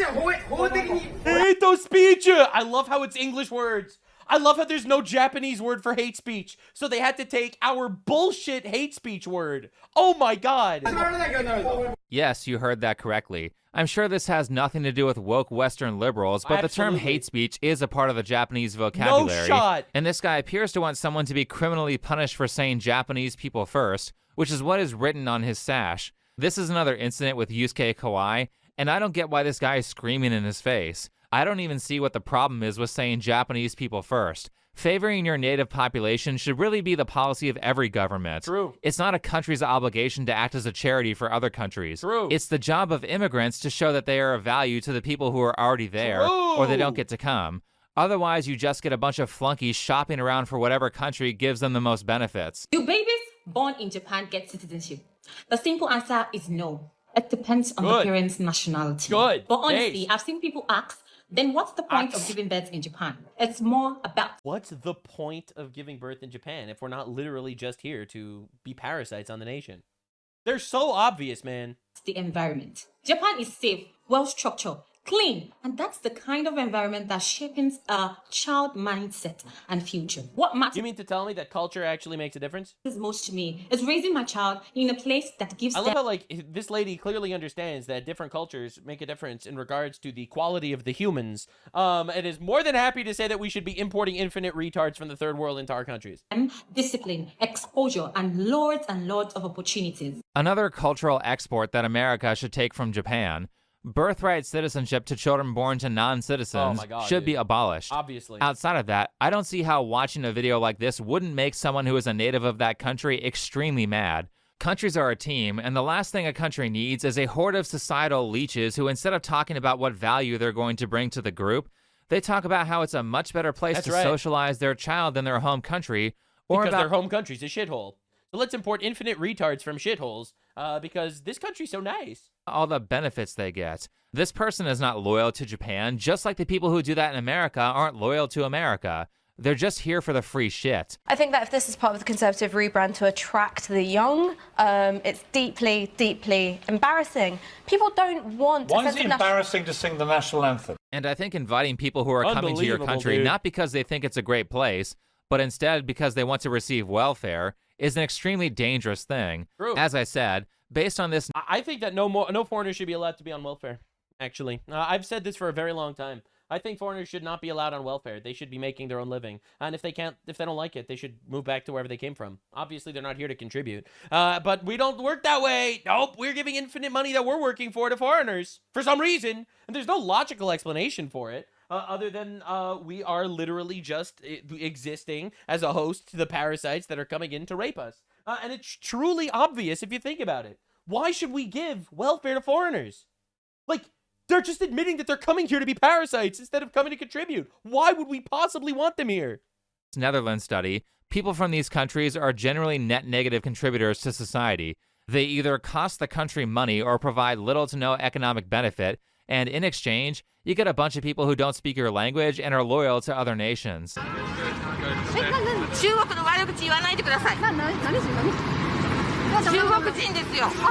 Technically, this is assault. This is political violence. True. If it happened in America and it was my decision, this chick would be on a plane back to China. Zero tolerance for political violence. I am so tired of this shit, and it will only stop when these people are brutally punished for it. Absolutely. If you Old Testament style. don't think it's that bad, then imagine if a man did this to a woman. Now, there is some missing context here. I'm not sure what the lady said that was so offensive that she deserved to be grabbed, but everything she said afterward was incredibly based. Basically, she's saying that it's not a smart idea to flood Chinese people into Japan and allow them to naturalize, because if you do that, they will start outvoting Japanese people That's and right. destroy the culture. That's the whole plan. That is the communist strategy. That is the global cabal strategy. Import infinite retards to outbreed you and outnumber you and destroy you and ruin your culture. Absolutely. Gee, isn't that yet again an incredibly similar problem to what we see going on in America, as we have like 10 different racial groups who are not assimilating and creating their own insular communities and outvoting the native population in certain areas. Right now, Texas is basically being invaded by India. This state is unrecognizable from the state that I moved into several years ago, as it is very easy to walk outside and be in an environment where 80 to 90% of the people aren't speaking English. That's wild. I feel like a foreigner in my own country. That's Texas. And by the way, Texas is going to become blue. It's inevitable. That is the strategy. That is actually the strategy. And why do they vote for blue? It's not because they believe in the concepts on the blue side of the force. It's because the blue side of the force wants to import infinite more people from the third world. That's the only thing they actually care about. They don't care about abortion. Yeah, you can continue killing your own babies and we will keep getting an even higher amount of voting. All right, they don't care about abortion. All right, they obviously don't care about any of this other bullshit. The trans shit, yeah, okay, you can keep castrating your children. You can keep doing that. We don't really care. We won't, but you can keep doing that, white people. And we, by the way, will vote for the party that'll bring in more of us. Tons of them have committed fraud to move here. Now, outside of birthright citizenship, I'm not sure what the laws are around this stuff in Japan, but as for America, the fact that we let foreigners do stuff like hold political office is insane. You should not be able to hold any office if you were foreign born, because that's what's been allowing them to one by one create insular and non-assimilated communities and take over entire cities and counties.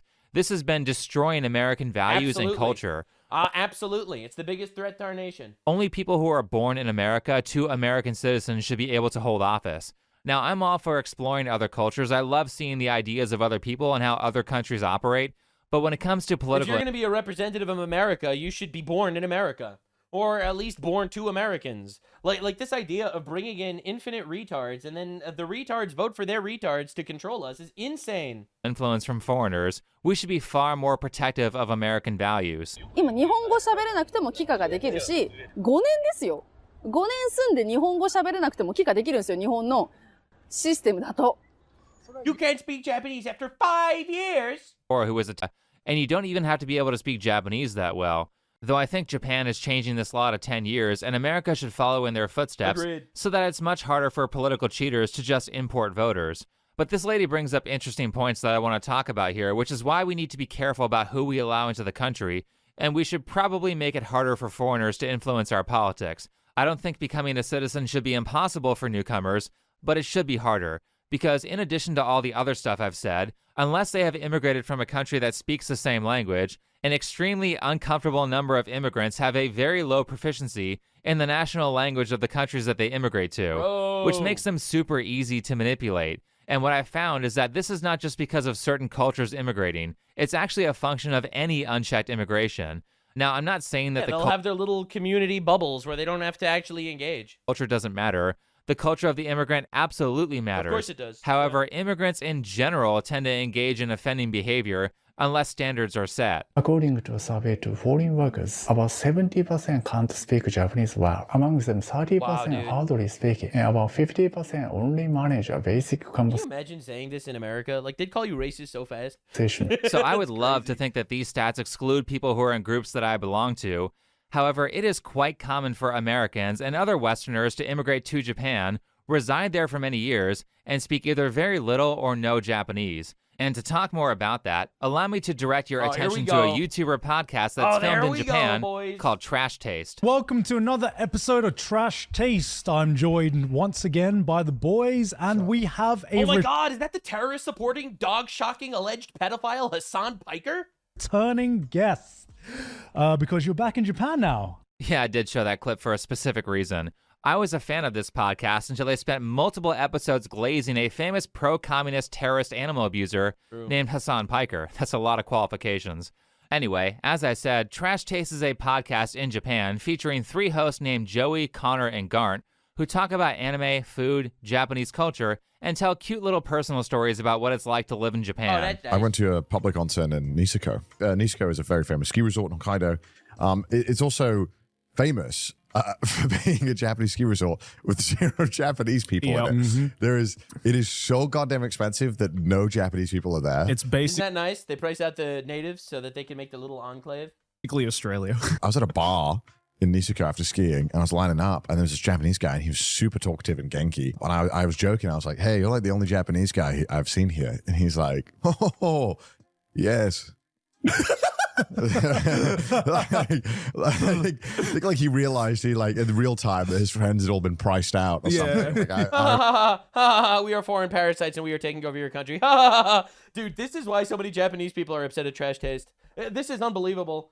They're just like actual little talking heads. They go to another country. You are literally the foreigners in the country that they hate. It's crazy. It's crazy. They voted en masse against people like you. Crazy. The lack of self-awareness is wild. Out or something. Like, I don't know. Like it's the first time he realized he's a minority in his own country. It was crazy. There's like we're taking over. We're outbreeding you guys. Not a single Japanese person. Yeah. Huh. Japanese people are getting priced out of their own local spots because of over-tourism. Gee, I wonder whose fault that is. And for the people who are weird, huh? Yeah, that's wild. Now, he does like a pretty good job on the rest of this video. He really breaks down this whole idea that none of these people even speak the language. They all go to Japan. They all talk about how Japan is nice and I'm a foreigner and this is great. They don't learn about Japan. They are the parasitic immigrants that the culture obviously detests. Look, I would go through the whole thing with you guys, but the reality is I think you should check it out yourself. He does a really good job on the breakdown. But this clip is insane. And how do people like this have the audacity to start telling Japanese natives what to do when they have to say it in English? Going back to abroad in Japan, I've already showed this clip in a prior video, but it was so fucking ridiculous for Chris to say it when he's not fluent in Japanese that I'm going to show it again. People write off my opinions because I'm not born in Japan, I'm not Japanese. And at what point do I become a local? What point? At what point am I just as Japanese as you guys, says the guy who literally cannot even speak Japanese. Does my opinion matter something? Yeah, I saw people react being like, I think it's important we got the locals' opinions on this. I am a local just like you guys. I have papers that prove that I'm just as Japanese as you. Inherently a local. And except you're not a local. Dude, it's unbelievable watching these people do the same shit that we need to tolerate over here. Lived in Meguro for 3 years or so, but... And you don't speak the language. You don't speak the language. You don't share the culture with these people at all. It's unbelievable levels of entitlement. At what point do you become a local? Really, the answer is never. You can never move beyond being a foreigner. Yeah, but this is absolutely wild watching this happen everywhere. This is like the commie globalist takeover that's just happening worldwide, and Japan just had enough of this. They elected the most far-right government they've had ever. And yes, you guys are the problem. Hi, I'm a foreigner. I don't belong here, but I'm here anyway. I didn't do any effort to assimilate into your country or your culture whatsoever. Now let me talk to you about how my opinions matter just as much as yours, and how I'm going to influence your country's future. Foreigner fatigue is a global phenomenon. We will not let our countries rape us. We will not let our governments rape us. And we will not let foreigners brought into our country rape us either. Anyway, if you want to watch the rest of this video, it is linked in the description, of course. I only react to things when I feel like I can actually give adequate commentary for them. And a large chunk of this video is him analyzing how these guys just don't speak any Japanese, and I feel like my commentary would be kind of limited, so therefore I am not going to react to it. I have standards, okay? But anyway, thank you so much for watching. I hope you enjoyed the deep dive. I've been working really hard in the Jew tunnels for endless nights, countless hours working and researching all these videos, and I'm trying my absolute best to, honestly, even though my channel's already monetized and I'm not making any money right now, and it's absolutely brutal. It's fucking killing me, I'm not going to lie. It's unbelievably stressful. I'm every day I'm checking my email waiting for an update, but I'm doing my best. I'm here day in, day out. The grind don't stop. If you want to support me, I have a Patreon linked in the description. You could go pledge and donate to me over there. You will get nothing in return. I say this every time because I want it to be known that it's very appreciated. It is not an obligation, and I don't want you to expect things. All right, don't expect things. It's very appreciated. Don't get me wrong. However, I'm being honest about it. I don't want you to get your hopes up. The support lately has been really awesome on your guys' end, and it is incredibly appreciated. But for now, this was a deep dive into Trump, Israel, Lebanon, Iran, woke Pope drama. We got traitors in the government on the right and the left. The UK is a nightmare. Japan is cooked, too. We all have issues. See you in the next one. This was today's deep dive, and honestly, appreciate you guys a lot. You guys are great. God is good. Bye.